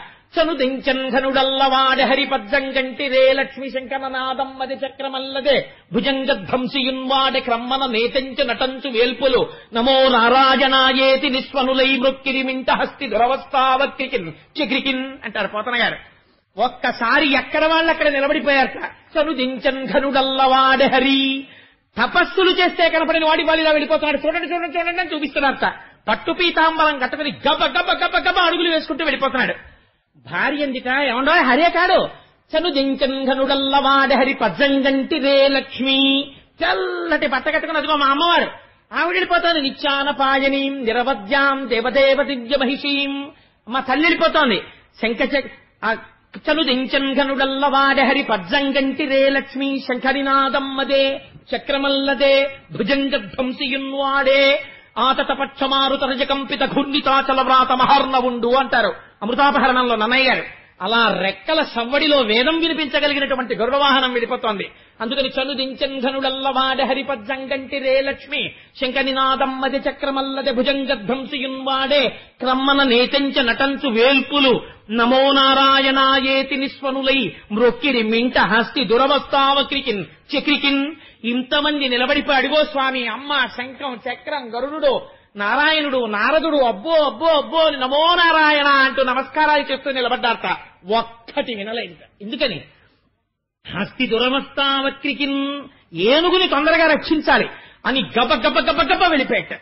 వెళ్ళిపోయి ఆ సరోవరం దగ్గరికి వెళ్ళి నిలబడి సుదర్శన చక్రాన్ని పిలిచి వెళ్ళి ఆ మొసలి కుత్తుక కత్తిరించేయి అన్నాడు. అనేటప్పటికీ గుభిల్లుమని శబ్దం వచ్చిందట. ఆ చక్రం నీళ్లలో పడింది. పడి ఆ మొసలి యొక్క కుత్తుకని కత్తిరించేసింది. కత్తిరిస్తే ఆ రోజున సుదర్శన చక్రం మకరము అంటారు కదా సంస్కృతంలో. మొసలి తలకాయ కోస్తూ ఉంటే మకరమన్న పేరున్నవన్నీ ఎంత బయటపడ్డాయిట్టేట మకరమొకటి రవిజచ్చను మకరము మరి ఒకటి ధనదు మాటున డాగన్ మకరాలయమున తిరిగెడు మకరంబులు కూర్మ రాశి మరుగున కరిగెన్ అన్నారు పోతన గారు. మకరమొకటి రవిజొచ్చెను, మకరమన్ని పేరున్నటువంటి మకర రాశి సూర్యుడి చాటుకి వెళ్ళి దాక్కుంది. మకరము మరి ఒకటి ధనదు మాటున డాగన్, నవనిధులలో మకర నిధి అని ఒక నిధి, ఆ మకర నిధి భయపడిపోయి కుబేరుడి చాటుకి వెళ్ళి దాక్కుందిట. మకరమొకటి రవిజొచ్చెను మకరము మరి ఒకటి ధనదు మాటున డాగన్ మకరాలయమున తిరిగెడు మకరంబులు కూర్మరాజు మరుగున కరిగెన్. మొసలి అని పేరున్న ప్రతి మొసలి కూడా భయపడిపోయి మన జాతే ఎగిరిపోతుందేమో, స్వామి వాళ్ళు ఇలా వచ్చాడని ఆదిపూర్వం చాటుకెళ్ళి దాక్కున్నాయిట. మకరం అన్న పేరున్నవన్నీ పారిపోయిట. చిత్రం ఏమిటంటే ఎప్పుడైతే మొసలి కుత్తుకని సుదర్శనం కత్తిరించి మళ్లీ వెళ్లి స్వామి యొక్క చేతిని అలంకరించిందో, ఈ ఏనుగు సంతోషంతో కాలు పైకి తీసుకుని నావాడన్నవాడు ఒక్కసారి పిలిస్తే వచ్చేవాడు ఈయనొక్కడే, మిగిలిన ఈ అనుబంధాలన్నీ కృతకాలే అని తెలుసుకుని ఆ కాలొక్కసారి విదిల్చుకుని బతుకుతాను అన్న ఆశ లేనిది బ్రతికింది. మెల్లగా ఒక తామర పువ్వును ఒక దాన్ని తీసుకుని మెల్లగా అడుగులేస్తూ గట్టెక్కుతోంది. అయ్యా బతికేశారండి అని కబురెళ్ళిందంటే మళ్ళీ వచ్చేశారు అందరూ. భార్యలు గబగబా నీళ్లు పోశారు ఒడ్డు నించుని. ఇప్పుడుట పూర్వం వెర్రి లేదుట, అందరికీ షేక్ హ్యాండ్ ఇచ్చింది. ఎలాగో తెలుసా అండి, తొండమును తొండముతో కలిపింది అన్నారు పోతన గారు. బయటికి వచ్చి తామర పువ్వుని తీసుకెళ్లి శ్రీమన్నారాయణుడి యొక్క పాదముల మీద పెట్టి కుంభస్థలమును ఉంచి నమస్కరించిందిట. దానిలో ఉన్నటువంటి జ్యోతి బయలుదేరి శ్రీమన్నారాయణుని యొక్క రూపాన్ని పొందింది. శంఖచక్ర గదా పద్మాలతో పొంది ఆయన పక్కన నిలబడి వైకుంఠానికి వెళ్ళిపోయింది. మొసలి చనిపోయినప్పుడు అందులోంచి ఒక గంధర్వుడు వచ్చాడు. ఆ గంధర్వుడు గంధర్వలోకానికి వెళ్ళాడు. ఈ ఏనుగుకి ఇంత పుణ్యం ఎక్కడి నుంచి వచ్చిందయ్యా, ఎలా పిలిచింది నారాయణుణ్ణి, అది చెప్తే కానీ నేను ఒప్పుకోనన్నారు పరీక్షిత్. అంటే అప్పుడు ఒకనాడాంధ్రుపుడచ్యుతున్ మనములో నూహించుచున్ మౌనియ్య కలంక స్థితియున్న చోకలచుజుండచ్చోటికిన్ వచ్చి లేవక పూజింపకయున్న మౌనికని నవ్యక్రోధుడై మూఢాలుబ్ధ పిరింద్రోత్తమయోని పుట్టుమని శాపం బిచ్చభువల్లభ. ఒకనాడు ఇంద్రజుమ్న మహారాజు గారు ద్రవిడ దేశాన్ని పరిపాలించేవాడు. అష్టాక్షరి మహామంత్రోపదేశాన్ని పొంది ఒకనాడు అంతఃపురంలో అయితే కొంచెం ఇబ్బందిగా ఉంది, ఊరికి చివరగా ఉన్నటువంటి పర్వత శిఖరం మీద కూర్చుని అష్టాక్షరి ఉపాసన చేద్దామని అక్కడికొచ్చి మంత్రజపం చేస్తున్నాడు. అగస్త్య మహర్షి వచ్చారు. అక్కడికి వచ్చేటప్పటికి నేను మంత్రజపం చేసుకుంటున్నాను కదా అని లేవలేదు, పూజింపలేదు. పూజించకపోతే అగస్త్య మహర్షికి ఆగ్రహం వచ్చి మంత్రజలాలు తీసి నువ్వు తమోగుణంతో ప్రవర్తించావు కనుక ఏనుగు యొక్క యోని యందు జన్మించదవుగాక అని శపించారు. ఎక్కడికో పోతే అక్కడికి అగస్త్యుడు రావడం ఎందుకు, శాపం ఇవ్వడం ఎందుకండి అని మనకు అనుమానం వస్తుంది. అగస్త్యుడు ఎందుకు వచ్చాడో తెలుసా అండి, లేచి అగస్త్యుడికి పూజ చేసుంటే ఆ జన్మలోనే మోక్షం పొందేవాడు. మహాపురుషులైనటువంటి వారు మీ ఇంటికి ఏనాడొస్తారో ఆనాడు మీ పూజ ఫలించిందని గుర్తు. ఊరక రారు మహాత్ములు వారధముల ఇండ్ల కడకు వచ్చుటలెల్లన్ కారణము మంగళములకు మీరొచ్చుట శుభము మాకు నిజము మహాత్మా. వాళ్ళు ఎందుకు వస్తారు అనవసరంగా? వాళ్ళని తరచు ఈశ్వరుడు పంపిస్తున్నాడు అంటే వారి పద రజస్సుని ఇంట్లో పడి నిన్ను ఏదో గొప్ప మంగళం ఇవ్వడానికి వాళ్ళని పంపిస్తాడు. ఒక మంచినీటి బొట్టు అయిన బుచ్చుకుని వెళ్ళిపోయారనుకోండి, చాలు నీ జన్మ సార్థకత పొందేసిందనమాట. భగవత్ సేవ కన్నా భాగవత సేవ గొప్పది. పూజ చేస్తున్నా సరే మహాభక్తులైన వాళ్ళు వస్తే పూజ అక్కడ ఆపి లేచి వచ్చి ముందు వీళ్లతో మాట్లాడి పంపి కుడి చెవి మీద చెయ్యి వేసుకుని పూజ పూర్తి చెయ్యాలి. అలా లేవలేదు ఇంద్రజుమ్నుడు. అగస్త్యుడంతటి వాడి పట్ల నిరాదరణ కట్టి కుడిపేస్తుంది. అలా జరగకుండా మరుజన్మలో మోక్షం పొందేట్టు ఏనుగు యోనిలో పుడతావని శాపరూపంలో అనుగ్రహించాడు. అది మహర్షి అంటే. అందుకని ఈనాడు ఏనుగుగా పుట్టి గత జన్మలో చేసినటువంటి మంత్రానుష్ఠాన ప్రభావం వల్ల ఈ జన్మలో ప్రాణం పోయేటప్పుడు శ్రీమన్నారాయణుడు గుర్తొచ్చి శరణాగతి చేశాడు. కాబట్టి ఒంట్లో ఓపికండగా పుణ్యం చేసి నామం చెప్పుకోవడం నేర్చుకో. అందుకే మహాశివరాత్రి నాడు శివాష్టోత్తర పారాయణం చేయించాలని నిర్ణయం చేసుకున్నాం. ఇదే కదా మనని రక్షించేది అని. సరే, అందుచేత మరి ఆ గంధర్వుడెవరు? మొసలిలోంచి వెళ్ళినవాడు అంటే ఒక మహాత్ముడి పట్ల ఈయన ఇటువంటి అమర్యాద చూపాడు. ఆయన గంధర్వుడు, ఆయన పేరు హూహు. ఆయన ఒకనాడు నీటిలో నిలబడి స్నానం చేస్తున్నాడు గంధర్వకాంతలతో కలిసి. మద్యపానం చేసున్నాడు, పక్కన అప్సరసలున్నారు, మదోన్మత్తుడై ఉన్నాడు. అదే సమయంలో దేవల మహర్షి వచ్చి స్నానం చేస్తున్నారు. ఆయన తపస్వి. ఉరప్పంజరం బయటికి వచ్చేసి బక్క చిక్కిపోయి ఉన్నాడు. అప్సరసలతో కలిసి స్నానం చేస్తున్నాను కదా, హాస్యం ఆడితే వాళ్ళు నవ్వుతారనుకుని, చూడు బక్కాడు ఎలా ఉన్నాడో, ప్రేగులు బయటకు వచ్చేసి ఎలా ఉన్నాడో, ఎముకలు బయటకు వచ్చేసి ఎలా ఉన్నాడో అంటున్నాడు. వాళ్ళు నవ్వుతున్నారు కదా అని ఇంకా ఇంకా ఆయన అవమానిస్తున్నాడు. వీళ్ళు పగలబడి నవ్వుతున్నారు. నవ్విన వాళ్ళు బానే ఉన్నారు. వాళ్ళని బాగా సంతోష పెడదామని నీటి కింద నుంచి ఈదుతూ వచ్చి ఆ దేవల మహర్షి కాళ్ళు పట్టి లాగేశాడు. ఆయన అర్ఘ్యం ఇస్తూ నీళ్లలో కింద పడిపోయి లేచి అన్నారు, నాన్న నీకు నీళ్లడుగు నుంచి వచ్చి కాళ్ళు పట్టి లాగడం చాలా సంతోషంగా ఉంది కనుక నీళ్ల అడుగు నుంచి వచ్చి కాళ్ళు లాగే అలవాటున్న మొసలివై జన్మించదవుగాక అని చెప్పించారు. మహాత్ముల జోలికెడితే అలాంటివే వస్తాయి. కాబట్టి ఏమైంది, మొసలై పుట్టాడు. ఈ జన్మలో శ్రీమన్నారాయణుని యొక్క చక్రధారల చేత కంఠం తెగిపోయింది. మోక్షం రాలేదు, శాప విమోచనం అయిందంతే. గంధర్వుడై గంధర్వలోకానికి వెళ్ళిపోయాడు. ఈ గజేంద్ర మోక్షాన్ని చెప్పి ఒడ్డున నించున్నటువంటి శ్రీమన్నారాయణుడు ఒక మాట చెప్పారు. అయ్యా, ఎవరైతే ఇప్పటి వరకు భాగవతంలో చెప్పిన కథలన్నీ ఒకెత్తండి, ఒక్క గజేంద్ర మోక్షం ఒక్కటి ఒకెత్తి. ఈ గజేంద్ర మోక్షమనబడేటటువంటి కృష్ణానుభావమైన గజరాజు రక్షణ కథ విను వారికి యశములిచ్చును దురితాపహంబు దుస్వప్ననాశంబు దుఃఖ సంహారంబు పొద్దున మేల్గాంచి పూతవృత్తి నిత్యంబు పఠించు నిర్మలాత్మకులైన విప్రులకు బహు విభవమరు సంపదలు కల్గు పీడలు శాంతి పొందు సుఖము వర్ధిల్లు శోభిల్లు సంతానములు అని ఎవరైతే ఈ గజేంద్ర మోక్షమనబడేటటువంటి కథని శ్రద్ధగా వింటున్నారో, అందున విశేషించి గొప్ప గొప్ప వ్రతాలు ఏమైనా చేసిన తరువాత గజేంద్ర మోక్షాన్ని వినడం ద్విగుణీకృత పుణ్యం.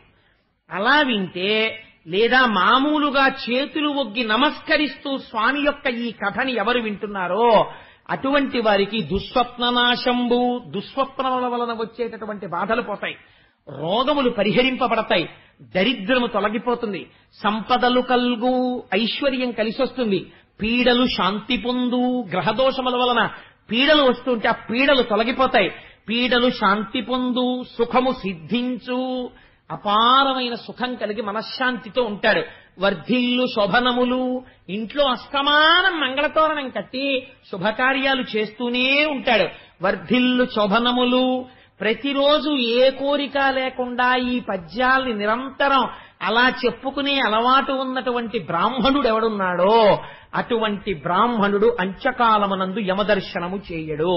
వాడు శ్రీమన్నారాయణ దర్శనాన్ని పొంది ఆయన విమానంలో వైకుంఠాన్ని చేరుకుని మోక్షం పొందుతాడు అని నారాయణుడు అనుతినిచ్చే శ్రీమన్నారాయణుడే స్వయంగా ఫలస్తుతి చెప్పినటువంటి మహోత్కృష్టమైనటువంటి గజేంద్ర మోక్ష గాథని ఇవాళ కృష్ణ భగవానుడు మనని అనుగ్రహించి నా చేత పలికించి నన్ను చేతకానివాడు పలుకుతున్న ఉదార బుద్ధితో మా స్వామి కథ అన్న భక్తితో విన్న మీకు ఎంతటి కటాక్షం అవ్వాలో. అందుకని అంత పరమ పవిత్రమైన ఆఖ్యానమైన గజేంద్ర మోక్షాన్ని సంతోషంగా పూర్తి చేశాం. కృష్ణానుభవమైన అన్నారు కాబట్టి ఇవాళ మనం సంతోషంగా అన్ని నామాలు కృష్ణనామాలే. ఒక్కసారి ఇవాళ నామం చెప్పి బయలుదేరదామండి, ఎందుకంటే అదే కదా రక్షించింది ఆ ఏనుగుని. అందుకని అందరూ చెప్పి బయలుదేరండి. వసుదేవసుతం దేవం కంసచాణూరమర్దనం దేవకీ పరమానందం కృష్ణం వందే జగద్గురుం అతసీ పుష్పసంకాశం హారనూపురశోభితం రత్నకంకణకేయూరం కృష్ణం వందే జగద్గురుం మందారగంధ సంయుక్తం చారుహాసం చతుర్భుజం పరిహి పింఛావచూడాంగం కృష్ణం వందే జగద్గురుం ఉత్ఫుల్ల పద్మపత్రాక్షం నీలజీమూత సన్నిభం యాదవానాం శిరోరత్నం కృష్ణం వందే జగద్గురుం రుక్మిణీ కేళీ సంయుక్తం పీతాంబర సుశోభితం అవాప్త తులసీగంధం కృష్ణం వందే జగద్గురుం గోపికానాం కుచద్వంద్వం కుంకుమాంకిత వక్షసం శ్రీనికేతం మహేశ్వాసం కృష్ణం వందే జగద్గురుం శ్రీవత్సాకం మహోరస్కం వనమాలా విరాజితం శంఖచక్రధరం దేవం కృష్ణం వందే జగద్గురుం కృష్ణాష్టకమిదం పుణ్యం ప్రాతరుద్ధాయ యః పఠేత్ కోటి జన్మకృతం పాపం స్మరణేన వినశ్యతి. మన యందు లక్ష్మీదేవి యొక్క కృప కలిగింది అనడానికి నేను ఒక ఉదాహరణ చెప్పనండి. 45 రోజుల కార్యక్రమం చేసేటప్పుడు ఏ రోజు ఏదొస్తుందో ప్లాన్ చేయలేం కదా అంత కరెక్ట్ గా. అందులో నాలాంటి వాడు అసలు చేయలేడు. ఇవాళ ఇది చెప్దామంటే అక్కడ ఉండిపోతుంటాను నేను.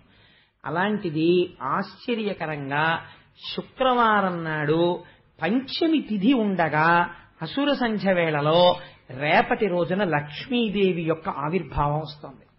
ఎంత ఆశ్చర్యకరమైన విషయమో చూడండి. అది విన్నంత మాత్రం చేత దరిద్రం నశించిపోతుంది. అటువంటి ఘట్టాన్ని రేపటి రోజున వివరణ చేస్తాను. హాలాహల భక్షణము, క్షీరసాగర మథనము, లక్ష్మీదేవి ఉత్పత్తి. ఎల్లుండి శనివారం అద్భుతమైన రోజు లక్ష్మీ కళ్యాణం. మన పంట పండింది నిజంగా కృష్ణ పరమాత్మ అనుగ్రహంతో.